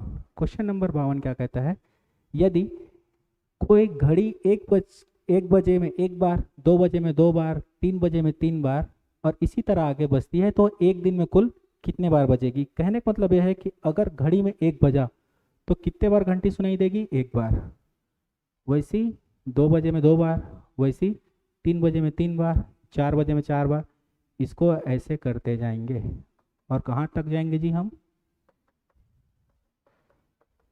12 तक। ठीक है, इसको काउंट करते हैं कितना हो जाएगा, 2 1 3 6 10 15, ये हो जाएगा 21 28 36, 36 और 9 कितना हो जाएगा, 45 55, 55 और 11 हो जाएगा 55 और 11 हो जाएगा 66, 66 और 78 हो जाएगा। ये जो 78 बार बजेगा वो 12 घंटे का है, लेकिन एक दिन में कितना होता है जी, 24 घंटे होते हैं। तो ये कितना हो जाएगा, 78 को अगर मैं 2 से गुणा करूं तो आएगा 156। मतलब वो घड़ी एक दिन में कितने बार बजेगी, 156 बार बजेगी। अगर इसको आपको फार्मूला से सॉल्व करना है तो ये हो जाएगा n प्लस 1/2। n के जगह में कितना रखेंगे हम, n की जगह में 12 गुणा 13/2 बराबर कितना हो जाएगा, ये 78। ये कितने हैं, 12 घंटे का है। इसको अगर 24 घंटा करूंगा तो इसमें 2 का गुणा कर दूंगा तो अल्टीमेटली कितना आ जाएगा, 156 आ जाएगा, जो कि आपके ऑप्शन किस में है, ए में दिया हुआ है। चलिए आगे बढ़ते हैं और देखते हैं क्वेश्चन नंबर 53 से 55 तक।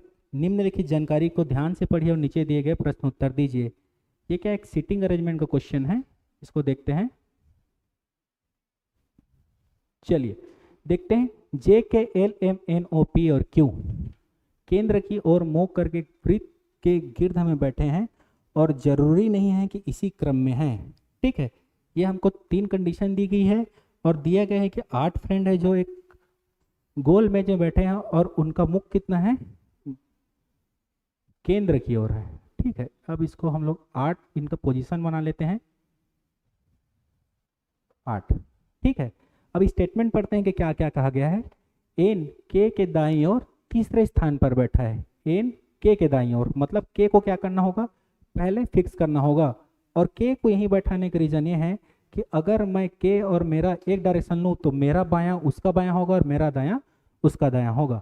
कहने का मतलब है कि अगर केन एन के दाईं ओर तीसरे स्थान पर है, यहाँ से दाईं ओर तीसरे स्थान पर है, मतलब एन कहाँ होगा, एन इस पोजीशन पे होगा। इसी में आगे बोलता है एन व जे के बीच केवल एक व्यक्ति बैठा है। अगर एन के जस्ट बगल में एक व्यक्ति बैठा है मतलब जे यहाँ आएगा और जे यहाँ आएगा, तो मैं जे को यहाँ मान के चलता हूँ कि जे कहाँ रहेगा, यहाँ रहेगा। चलिए क्वेश्चन में आगे बढ़ते हैं। पी एल के दाएं और दूसरे स्थान पर बैठा है। पी और एल के बारे में कोई चर्चा नहीं, इसको छोड़ देते हैं। आगे देखते हैं, एल एन के बगल में नहीं बैठा है। एल एन के बगल में नहीं बैठा है। देखिए एल यहाँ नहीं बैठा है और एल यहाँ नहीं बैठा है, तो एल के लिए कितने पोजीशन है, 1 2 3। ठीक है, अगर एल को हम तीनों जगह में किसी एक में फिक्स करके देखेंगे, उसके लिए पहले देखते हैं पी एल के दाएं को दूसरा है। अगर मैं एल को यहाँ बैठाऊं तो एल क्या होगा, पी दाएं को दूसरे स्थान पर। अगर एल यहाँ बैठ जाएगा तो उसके दाएं स्थान पर 2 पे के है, मतलब एल क्या होगा, यहाँ नहीं होगा। ठीक है, बचा एल के लिए पोजीशन 3 और बच गए हैं। तो क्या पी के दाएं और यहाँ, अगर एल को यहाँ रखूंगा तो उसके दाएं और एन बैठा हुआ है, मतलब एल यहाँ भी नहीं रहेगा, तो एल कहाँ आ जाएगा जी, एल का एक ही जगह बचेगा, एल यहाँ। और जब एल यहाँ फिक्स हुआ है तो क्वेश्चन में बोला है एल पी एल के दाएं और दूसरे स्थान पर है, तो इसके दाएं और दूसरे स्थान पर एक जगह बचेगा, यहाँ पी बैठ जाएगा। उसके बाद क्वेश्चन देखते हैं, उसके तीसरा निर्देश में क्या है, ओ क्यू के बाएं ओर को दूसरे स्थान पर बैठा है। क्यू एल के बगल में नहीं बैठा है। क्यू यहाँ नहीं बैठेगा, या तो यहाँ बैठेगा या तो यहाँ बैठेगा। क्वेश्चन में देखिए ओ क्यू के बाएं को दूसरे स्थान पर बैठा है। अगर ओ क्यू के बाएं को दूसरे स्थान पर बैठा है, ओ क्यू के बाएं पर दूसरे स्थान पर बैठा है, मतलब क्यू यहाँ पे नहीं आ सकता। ठीक है, क्यू के बाएं पे दूसरे स्थान पर नहीं बैठा, इसको यहाँ पे क्यू के हम यहाँ रखेंगे। उसके बाद क्या बोला है, क्यू ओ के बाएं को दूसरे स्थान पर बैठा है। कहने का मतलब है ओ यहाँ आ जाएगा और बचा एक जगह। तो देखिए इसमें क्या छूट गया है, इसमें छूट गया है एम। तो एम कहाँ बैठेगा, एम बैठेगा यहाँ। ठीक है, तो इसके बाद हम क्वेश्चन देखेंगे कि अगर ये फिगर है हमारे पास, तो एन और जे के ठीक बीच में निम्नलिखित में से कौन बैठा है, एन और जे। एन और जे के बीच में क्यू बैठा है, तो आपका ऑप्शन की हो जाएगा, सही हो जाएगा।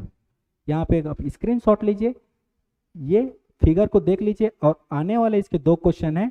इस फिगर को देखकर आप मुझे कमेंट करेंगे कि आने वाले क्वेश्चन जो 54 और 56 है उसके क्या होंगे। ये फिगर को एक बार स्क्रीनशॉट लीजिए और इसको देख के आने वाले 2 क्वेश्चन को आप सॉल्व करेंगे। चलिए मैं सीधा आगे बढ़ता हूँ और देखता हूँ क्वेश्चन नंबर 56। क्वेश्चन, अंग्रेजी वर्णमाला के क्रम के आधार पर निम्नलिखित 4 अक्षर समूहों को 3 एक निश्चित प्रकार से समान है और इस प्रकार एक समूह बनाते हैं। कौन सा युग्म उस समूह से संबंधित नहीं है?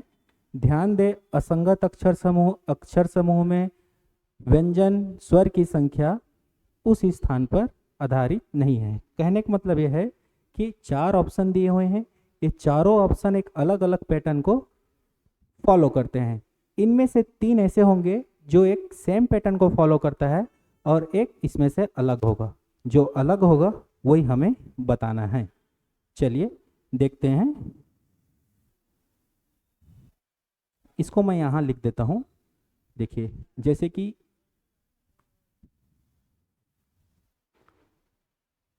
G D F I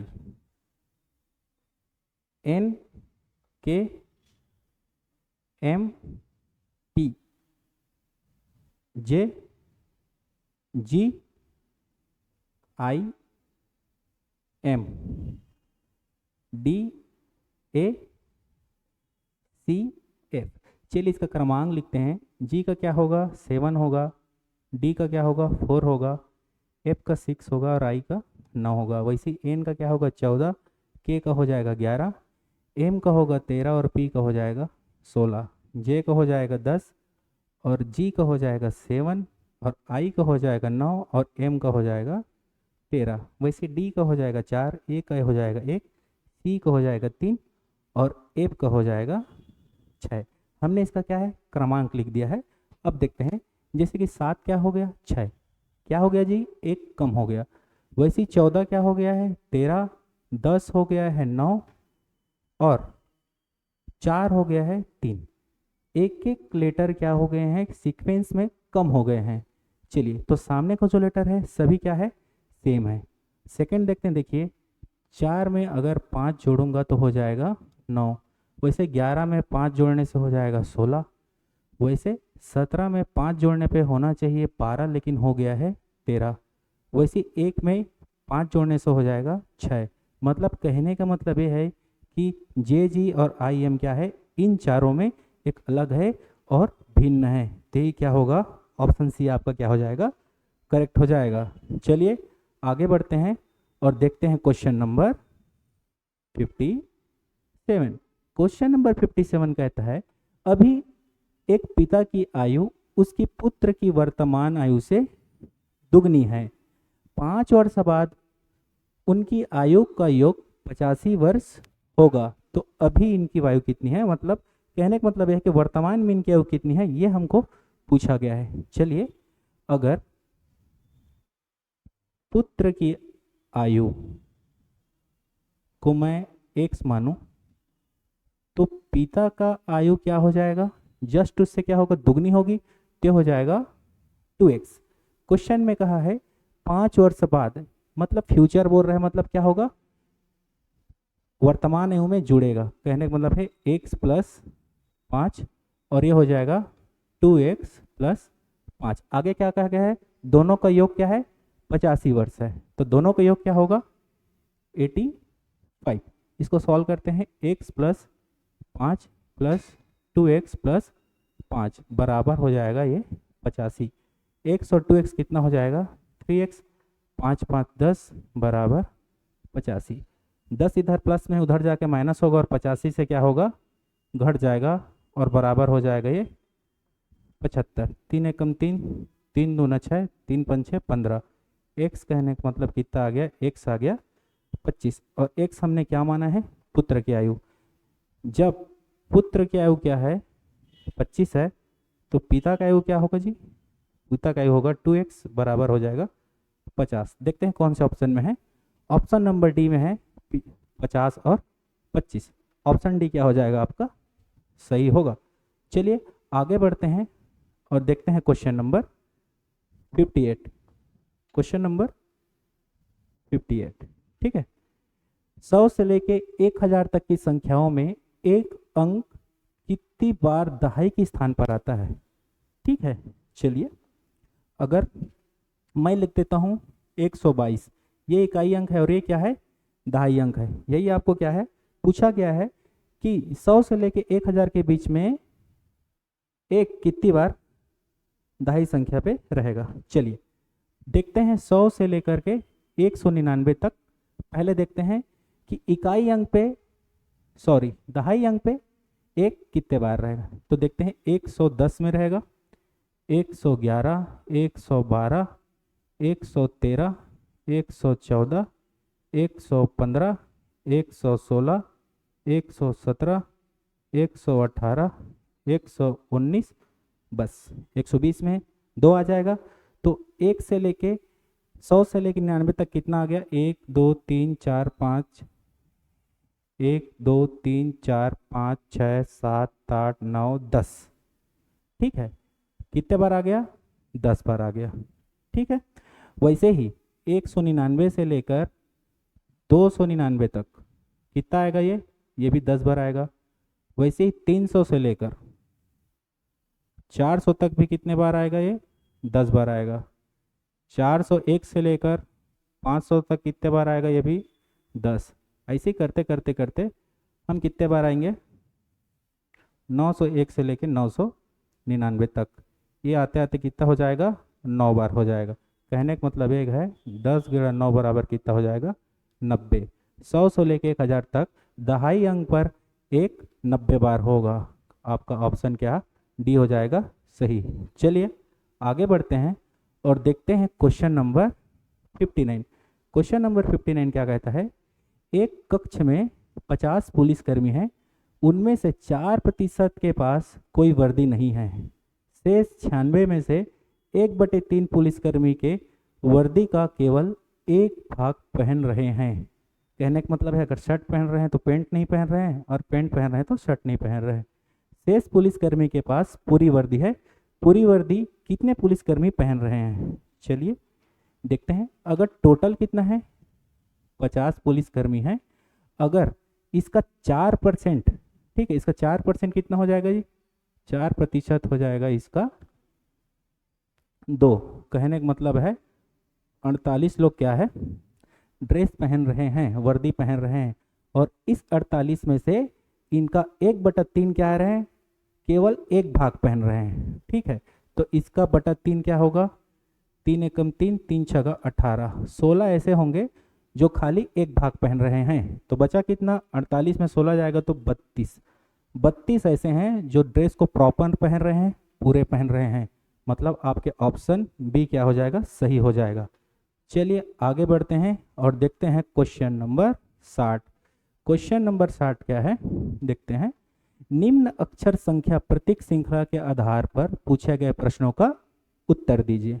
ठीक है, बाएं से दाएं दिया गया है और कुछ संख्याएं दिए गए हैं, कुछ प्रतीक चिन्ह दिया गया है, और कुछ क्या है? लेटर दिया गया है, अक्षर दिए गए हैं। उक्त श्रृंखला में ऐसे कितने प्रतीक हैं जिनमें से प्रत्येक के ठीक पहले एक अक्षर है और ठीक बाद एक संख्या है? ठीक है,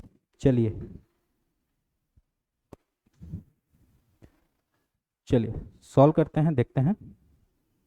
ये जो दिया हुआ है आपको एक सीरीज दी हुई है बाएं से दाएं, इसमें हमको देखना है ऐसे कितने प्रतीक चिन्ह हैं जिनमें से ठीक प्रत्येक क्या है? पहले क्या है? एक अक्षर है और बाद में ठीक एक संख्या है। तो प्रतीक चिन्ह देखते हैं। जैसे कि ये हैज़ है, जस्ट इसके पहले क्या है? एक लेटर है, उसके बाद एक संख्या है। तो ये एक प्रॉपर हो गया जो हमसे पूछ रहा है। उसके बाद देखिए हैज़ ये है, इसके आगे क्या है? नंबर है, तो ये नहीं हो सकता। आगे देखते हैं, ये है @ के आगे क्या है? लेटर है, उसके बाद संख्या है, ये हो गया। उसके बाद देखेंगे आगे क्या है? ये एक सिंबल है, उसके आगे क्या है? लेटर है, उसके बाद भी लेटर है, तो ये नहीं होगा। आगे जाते हैं, देखते हैं एंड के आगे क्या है? लेटर है, लेकिन आगे में क्या होना चाहिए? एंड के आगे क्या है? नंबर है, लेकिन आगे क्या होना चाहिए? लेटर होना चाहिए। आगे देखते हैं @ आगे क्या है? एक लेटर है और बीच में क्या है? बाद में एक संख्या है, तो ये भी एक पेयर होगा। मतलब कहने का मतलब इसमें क्या है? पूरे कितने पेयर हो गए? 1 2 और 3। आपका ऑप्शन ए क्या है? 3 दिया है, मतलब आपका ऑप्शन ए क्या है? सही है। चलिए आगे बढ़ते हैं और देखते हैं क्वेश्चन नंबर 61। क्वेश्चन नंबर 61 क्या कहता है? उस विकल्प का चयन कीजिए जिसमें दिए गए अक्षरों को क्रम में बाएं से दाएं और नीचे दी गई श्रृंखला के रिक्त स्थानों में भरने पर श्रृंखला पूर्ण हो जाएगी। ठीक है, कहने का मतलब यह है एक सीरीज दिया गया है। अब इस सीरीज को मैं लिख लेता हूं यहां ILO ओ, उसके बाद है आर, बीच में फिर स्पेस है, आर यू वी एक्स, फिर बी, उसके बाद है जी। ठीक है, अब इनका क्या है, क्रमांक लिखते जाते हैं, फिर देखते हैं आगे क्या है। आई 9 होगा, एल 12, ओ का क्या होगा 15, आर हो जाएगा 18, यू हो जाएगा 21, बी हो जाएगा 22, एक्स हो जाएगा 24। ठीक है, बी हो जाएगा 2 और जी हो जाएगा 7। जहाँ सबसे ज़्यादा संख्या दिया है वहीं हम देखते हैं कि कौन से पैटर्न में सेट किया गया है। जैसे देखिए 18 और 21 के बीच कितना है, 2 का गैप है। वैसे 21 और 22 के बीच गैप क्या है, 0 का है। वैसे 22 और 23 एक ही है, मतलब यहाँ पे 1 लेटर का गैप है। तो देखिए गैप कैसा हो गया, 2 0 1। ऑप्शन देख लीजिए, ऑप्शन में क्या है, जे क्या है, सभी ऑप्शन में है। मतलब कहने का मतलब ये है कि ये जो रिक्त स्थान यहाँ क्या है, जे आएगा ही आएगा। ठीक है, और जे का नंबर कितना है, जे का नंबर कितना है 10। अब यहाँ पे देखते हैं कि कौन सा सीक्वेंस को फॉलो कर रहा है। 9 के बाद 10, तो यहाँ क्या है 0, उसके बाद 10 के बाद 12, यहाँ आ गया 1, उसके बाद क्या है, इस यहाँ पे गैप है 0। कहने का मतलब है 0 1 2 0 1 2 फॉलो कर रहा है। तो अब यहाँ देखते हैं, यहाँ 1 है, इसके बाद क्या होगा 2 का गैप होगा, तो 24 25 26, उसके बाद 1 में कौन है यहाँ पे ए, तो यहाँ पे आ जाएगा ए। उसके बाद हो गया ए बी के बीच में गैप कितना हो गया जी 1, उसके बाद गैप क्या हो जाएगा इसका, एक संख्या बाद, तो यहाँ पे आ जाएगा आपका डी। देखिए क्या है, यहाँ पे क्या आ गया जे, उसके बाद यहाँ पे हमने क्या लाया है, जे के बाद क्या लाया हमने, यहाँ एक और है संख्या, तो यहाँ पे क्या होगा, ये भी 2 1 0, तो ओ के बाद क्या होगा, डायरेक्ट आ जाएगा पी, तो यहाँ पे होगा जे पी ए डी।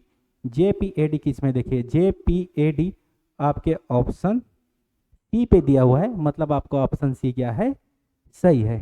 चलिए आगे बढ़ते हैं, देखते हैं 62वां क्वेश्चन क्या है। 62वां क्वेश्चन ये है, यदि नीचे में दिए गए अक्षर श्रृंखला का अध्ययन करें और पूछे गए प्रश्न का उत्तर दे। एक अक्षर श्रृंखला दिया है, ऐसे कितने व्यंजन हैं जिसके ठीक पहले और बाद में एक स्वर है, और कौन कौन सा व्यंजन श्रृंखला में सर्वाधिक बार आया है। तो पहले आपको देखते हैं कि इसमें वॉवल कितने हैं, स्वर कितने हैं। स्वर कितने होता है जी, ए ई आई ओ यू, ये पांचों क्या है, स्वर है। तो इसमें क्या पूछा है, ऐसे कितने व्यंजन हैं जिसके ठीक आगे पीछे क्या है, एक स्वर है। देखते हैं, चलिए देखते हैं। ई क्या है, ई क्या है, एक स्वर है, ए भी स्वर है, बाद में पी आ गया। आगे देखते जाते हैं, ओ, एक्स और जेड के बीच में एक क्या है, स्वर है। आगे ई एक्स वाई यू, यू देखिए यू क्या है, एक स्वर है। आगे डी, और ये भी डब्लू, ये भी हो गया। चलिए ओ देखते हैं, ओ के आगे एक व्यंजन है लेकिन आगे बाद में एक स्वर है, तो ये भी नहीं होगा। डी एस एल हो गया, वाई आर के ई, ठीक है। ई क्या है, के और वी के बीच में है, तो ये भी क्या होगा, एक पेयर बनेगा, और ये नहीं होगा। तो आगे कितना हो गया जी हमारा, 3 हो गया। कहने का मतलब ये है कि 3 ऐसे पेयर हैं जिनमें क्रमशः आगे स्वर है, आगे व्यंजन है और पीछे व्यंजन है। तो पेयर कितना हो गया, 3। तो ऑप्शन में है सी और डी में है क्या है, दोनों संख्याएं दिया गया है।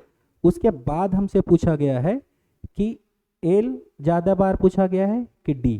ठीक है, देखते हैं एल काउंट करते हैं, एल कितने बार है, 1, और देखिए आगे कितने बार है, 2, और एल 3 बार है, और डी कितने बार है, डी है 1 2, ठीक है 2।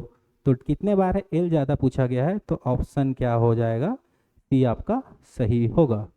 चलिए आगे बढ़ते हैं और देखते हैं क्वेश्चन नंबर 63। ठीक है, आगे बढ़ते हैं, देखते हैं निम्न चित्रों में वर्गों की संख्या ज्ञात कीजिए। वर्ग वह होता है जिसकी लंबाई चौड़ाई और ऊंचाई क्या हो, एक समान हो उसे घन कहते हैं। लेकिन अगर वो 2D हो जिसकी लंबाई और चौड़ाई बराबर हो, यह क्या है, एक वर्ग है।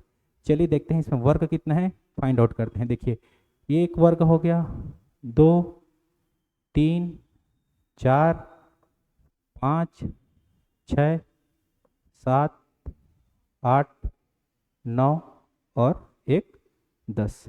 10 कितने हैं, वर्ग हैं। लेकिन यहाँ पे देखिएगा 6, 8, 7, 9 इसको मिला के क्या होगा, एक वर्ग बनेगा। तो 10 एक क्या हो गया, 11, और ये एक वर्ग बनेगा, 11 एक हो गया 12, और ये एक बनेगा, ये बन गया 13। ठीक है, 13 तो हो गए। आगे देखते हैं इसमें 13 के बाद क्या हो गया, ये एक हो गया 14। ठीक है, तो कितने वर्ग हैं इसमें, 14 वर्ग हैं। चलिए आगे बढ़ते हैं और देखते हैं 64। 64 क्या है, इसमें दी गई आकृति में कुल कितने वृत्त हैं। ठीक है, इसमें वृत्त दिख रहा है, इसको काउंट करना है कितने वृत्त है। ये तो बहुत आसान होने वाला है, गिनते हैं चलो, 1, 2, 3, 4, 5, 6, 7, 8, 9, 10, 11, 12 और 13। इसमें कितने वृत्त हैं, 13 वृत्त है। मतलब आपका ऑप्शन डी क्या होगा, सही होगा। चलिए आगे देखते हैं क्वेश्चन नंबर 65। क्वेश्चन नंबर 65, 1/9, 1/81, 1/13, उसके बाद है क्वेश्चन मार्क में प्रश्नवाचक चिन्ह के स्थान पर क्या आएगा। चलिए बहुत बढ़िया क्वेश्चन है, देखते हैं। 1/9, उसके बाद है अनुपात 1/81। ठीक है, उसके बाद 1/13 अनुपात, यहाँ पे क्या आएगा, देखिए 9 में 9 गुणा हो गया, क्या हो गया 81, मतलब 9 का वर्ग हो गया। वहाँ पे हमको क्या करना होगा, 13 का वर्ग करना होगा। तो 13 का वर्ग करना होगा 169। ये क्या होगा आपका, आगे क्वेश्चन मार्क वाले जगह में आएंगे जो कि आपके ऑप्शन सी में दिया हुआ है। चलिए आगे बढ़ते हैं और देखते हैं 6 देखते हैं। L/S बराबर 12/19 है, वैसे I/T बराबर क्या होगा। चलिए इसमें देखते हैं L/S बराबर कितना दिया है आपको, 12/19। ठीक है, वैसे ही I/T बराबर क्या होगा हमको पूछा गया है। जैसे L का क्रमांक क्या होता है 12 और S का क्रमांक क्या होता है 19, इसलिए हो गया ये 12/19। वैसे I का क्रमांक क्या होगा 9 और T का क्रमांक होगा 20, मतलब आपका उत्तर क्या होगा 19/20 होगा। मतलब आपके ऑप्शन सी में दिया हुआ है। चलिए आगे बढ़ते हैं और देखते हैं क्वेश्चन नंबर 67। 7:45 है, समानुपात 5 क्या होगा। ठीक है, चलिए इसको देखते हैं क्या सीक्वेंस फॉलो कर रहा है। जैसे 7 का वर्ग कर दूंगा मैं 49, उसमें 4 माइनस कर दूंगा। अगर यहाँ 25 माइनस कर दूंगा उसमें 4, 21। किसी भी ऑप्शन में 21 नहीं है, मतलब वो फॉलो नहीं होगा। चलिए देखते हैं, अगर ये है 7, इसमें अगर मैं 6 गुणा कर दूंगा तो हो जाएगा 42, इसमें 3 जोड़ दूंगा तो हो जाएगा ये 45। ठीक है, वैसे 5 में गुणा कर दूंगा 6 का तो हो जाएगा 30, अगर इसमें मैं 3 जोड़ दूंगा हो जाएगा ये 33। देखते हैं 33 किस में है, आपके ऑप्शन सी में दिया है, मतलब आपका सी क्या हो जाएगा, एकदम सही होगा। चलिए आगे बढ़ते हैं 68 के क्वेश्चन पे और देखते हैं 68 क्वेश्चन क्या कहता है। यदि भाग और गुणा को आपस में बदल दिया जाए तो निम्न समीकरण में क्वेश्चन मार्क के स्थान पर क्या आएगा। इसमें खाली हम भाग के यहाँ पे गुणा करेंगे और गुणा के जगह पे भाग करेंगे। चलिए लिखते हैं क्या है, 8-7 भागित 36 गुणा 9 ऋण 12 बराबर क्या। अब देखते हैं 8 प्लस के जगह में तो प्लस ही होगा, भाग के जगह में कर देंगे गुणा 36 और गुणे के जगह में कर देंगे भाग बटा 9 माइनस 12। ठीक है, 9 एकम 9, 9 चौक 36, 8 7 चौक क्या होगा जी 28 माइनस 12। ठीक है, और 28 और ये हो जाएगा ये 36 में अगर 12 जाएगा तो होगा 4 और 2 24 हो जाएगा। ऑप्शन सी आपके में दिया है 24, मतलब आपका ऑप्शन सी क्या होगा, सही होगा। चलिए आगे बढ़ते हैं, देखते हैं क्वेश्चन नंबर 69। दी गई श्रृंखला को देखिए और नीचे दिए गए प्रश्नों के उत्तर दीजिए। सभी संख्याएं केवल एक अंकीय संख्याएं हैं, ये बाएं हैं और दाएं हैं। उपरोक्त श्रृंखला में से बाएं से पहले अंक और दाएं से 15वें अंक का योग क्या होगा। ठीक है, ये तो सभी क्वेश्चन हल कर लिए होंगे जो भी क्लास में पढ़े होंगे। देखते हैं बाएं से क्या है, बाएं से 15वें 1 2 3 4 5 6 7 8 9 10 11 12 13 14 15। 15 में क्या है जी, 2 है। उसके बाद क्या है दाएं से, सॉरी क्वेश्चन क्या कह रहे हैं देख लेते हैं। बाएं से पहले अंक, बाएं से पहले अंक क्या है जी 2, और दाएं से 15वें अंक 1 2 3 4 5 6 7 8 9 10 11 12 13 14 15, और 2 और 1 कितना हो जाएगा 3। 3 आपके ऑप्शन डी में है, मतलब आपका ऑप्शन डी क्या होगा, सही होगा। चलिए आगे बढ़ते हैं, देखते हैं क्वेश्चन नंबर 70। क्वेश्चन नंबर 70 क्या कहता है, कितने समय में एक बंदर 60 फीट लंबे पेड़ को एक शीर्ष को छू लेगा यदि वह 1 सेकेंड में 3 फीट चढ़ता है और तुरंत 2 फीट उतरता है। चलिए एक क्या है, एक खंभा बना देते हैं। यह है एक खंभा जिसकी ऊंचाई कितनी है जी, ऊंचाई कितनी है 60 फीट है। ठीक है, क्वेश्चन में बोला है कि 1 सेकेंड में कोई बंदर है यहाँ से 3 फीट चढ़ता है, इसकी दूरी कितनी है 3 फीट है। ठीक है, 1 सेकेंड में। ठीक है, अब 1 सेकेंड में 3 फीट चढ़ा, पुनः 1 सेकेंड बाद क्या होता है, वो तुरंत 1 सेकेंड में 3 फीट चढ़ता है और तुरंत 2 फीट नीचे उतरता है। एक ही सेकेंड में वो 2 फीट नीचे उतर सकता है, उतर जाता है खिसक के। कहने का मतलब ये है कि वो 1 सेकेंड में केवल 1 फीट की दूरी क्या करता है, ऊपर चढ़ता है। चलिए ऐसे ही अगर 60 फीट के ऊपर चढ़ेगा तो ये क्या है 57 फीट, पहले 57 फीट कितने मिनट में चढ़ जाएगा जी, ये 57 सेकेंड में क्या हो जाएगा 57 फीट की हाइट में चढ़ जाएगा। जैसे 58वां सेकेंड होगा उसके बाद क्या होगा, ये 3 फीट ऊपर चढ़ जाएगा और 60 फीट पर पहुंच जाएगा। जैसे ऊपर पहुंच गया वो बंदर नीचे नहीं फिसलेगा और 58वां सेकेंड में वो क्या होगा, इस खंबे में पूरी चढ़ जाएगा। तो आपका ऑप्शन सी क्या होगा, सही होगा। चलिए आगे बढ़ते हैं और देखते हैं क्वेश्चन नंबर 71। ठीक है, क्वेश्चन नंबर 71 है, कुछ संख्या में घोड़े और उतनी संख्या में आदमी कहीं जा रहे हैं, उनमें से आधे मालिक अपने घोड़ों के पीठ पर बैठा है तो शेष लोग घोड़े को लेकर पैदल चल रहे हैं। अगर मैदान में चलते टांगों की संख्या 100 है तो कितने घोड़े हैं। चलिए अगर मैं मान लूँ एक्स क्या है, घोड़े हैं, तो एक सी क्या होगा, आदमी होगा, क्योंकि दोनों क्या है सेम है। ठीक है, उतनी ही संख्या में बोला है क्या मतलब, ठीक है। तो एक्स का क्या होता है, आगे क्या होता है, उसमें जो मालिक होता है वो आधे क्या है घोड़े के ऊपर चढ़ जाएंगे, मतलब 1/2 आदमी क्या होंगे घोड़े के ऊपर चढ़ गए, मतलब नीचे में उनका पैर दिखेगा ही नहीं। तो आदमियों का पैरों की संख्या कितनी होती है 2, प्लस घोड़े एक्स है और उनके पैरों की संख्या होती है 4, और टोटल पैरों की संख्या कितना दिया गया है हमको 100। तो एक्स हो जाएगा ये, और ये 4x हो जाएगा, बराबर हो जाएगा 100, 5x बराबर हो जाएगा 100, तो x बराबर हो जाएगा आपका 20। ठीक है, जब भी ऐसा क्वेश्चन रहे आपको रीजनिंग में ऐसा सवाल पूछेगा तो डायरेक्ट जो संख्या दिया रहेगा उसके आप 5 से डिवाइड कर देंगे तो आपका उत्तर हमेशा मिल जाएगा। यहाँ पे उत्तर कितना आया है 20, कहने का मतलब है आपका ऑप्शन डी क्या होगा, सही होगा। चलिए आगे बढ़ते हैं, देखते हैं क्वेश्चन नंबर 72। क्वेश्चन नंबर 72 क्या है, एक विद्यार्थी को वास्तव में जितने अंक प्राप्त हुए हैं वह गलती से उसको दुगुना बोल बैठता है। यदि वास्तविक व गलती से बोले गए अंकों का कुल योग 48 है तो बताइए उसने वास्तव में कितने अंक प्राप्त हुए थे।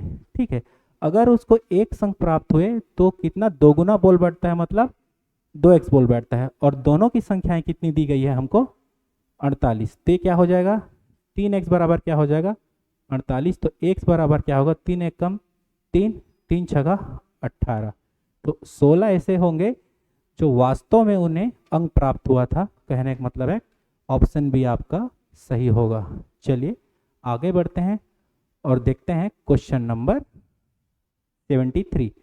एक विद्यार्थी ने जितने रीजनिंग के प्रश्न गलत किए उसने तिगुने सही हल किए। यदि उसने रीजनिंग के कुल 64 प्रश्न हल किए हैं तो उसने कितने गलत किए हैं। चलिए अगर मैं गलत कितने किए उसको मान लेता हूँ x, गलत कितने किए हैं x क्वेश्चन उन्होंने गलत किया है तो उन्होंने उसके तिगुने सही किए हैं। तो सही कितने किए हैं जी, उन्होंने सही किए हैं 3x। और टोटल कितने प्रश्न हल किए हैं उन्होंने 64। तो x प्लस 3x बराबर कितना हो जाएगा 64। तो हो जाएगा 4x बराबर 64, तो x बराबर हो जाएगा 16। उन्होंने 16 प्रश्न क्या हैं गलत किए हैं और ये पूछा गया है कि कितने प्रश्न उन्होंने गलत किए हैं। ऑप्शन बी में 16 है, मतलब आपका ऑप्शन बी क्या होगा सही होगा। चलिए आगे देखते हैं 74 नंबर का क्वेश्चन कि उस विकल्प का चयन कीजिए जिसमें दिए गए चित्रों में आयतों की संख्या दर्शाता है। सर्वप्रथम देखिए आयत क्या होता है। आयत एक ऐसा चतुर्भुज है जिसके आमने सामने की भुजा क्या होती है बराबर होती है, ठीक है, लेकिन चारों भुजाएं आपस में बराबर नहीं होती, वो क्या है आयत है। चलिए अब देखते हैं इसमें आयत कितने हैं वो काउंट करते हैं। सबसे पहले जो बड़ा दिया है यहाँ से यहाँ तक, ये क्या है एक आयत है। उसके बाद छोटे छोटे आयत देखते हैं 1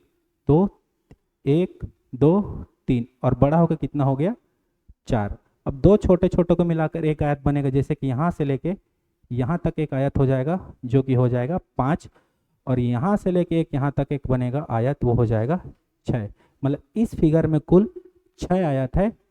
तो 6 किस में है आपके ऑप्शन डी में है, मतलब आपका ऑप्शन डी होगा सही। चलिए आगे बढ़ते हैं और आज का सेशन का अंतिम क्वेश्चन देखते हैं हम, क्वेश्चन नंबर 57। 50 लोगों के समूह में अगर 34 हिंदी और 25 अंग्रेजी तथा सभी लोग कम से कम एक भाषा बोल सकते हैं तो कितने लोग हिंदी तथा अंग्रेजी दोनों भाषा बोल सकते हैं। ठीक है, चलिए अगर ऐसा क्वेश्चन है टोटल कितने हैं 50 लोग, ठीक है। अगर 50 में क्या है, इसमें से 34 क्या है हिंदी बोलते हैं और 25 क्या है अंग्रेजी बोलते हैं, ठीक है। लेकिन ये दोनों को जोड़ेंगे तो हो जाएगा 50 से ज़्यादा, और जितने ज़्यादा होंगे उन्हीं को दोनों लैंग्वेज आता होगा। तो कितना हो जाएगा, ये 9 हो जाएगा और ये 5 59 हो गया। लेकिन कितने व्यक्ति हैं 50, तो इसको 50 में क्या करेंगे माइनस, मतलब 9 ऐसे व्यक्ति हैं जिनको दोनों लैंग्वेजेस आती है, जिनको हिंदी भी आती है और अंग्रेजी भी आती है, वो कितने हैं ऑप्शन बी में। चलिए हमने क्वेश्चन 1 से लेकर पूरे 75 तक रीजनिंग के जितने भी सवाल थे उसको हल कर लिए हैं। ये वीडियो आपको अच्छा लगा होगा तो प्लीज़ लाइक कीजिए, शेयर कीजिए और हमारे चंद्रहासिनी एकेडमी के चैनल को सब्सक्राइब कीजिए। धन्यवाद।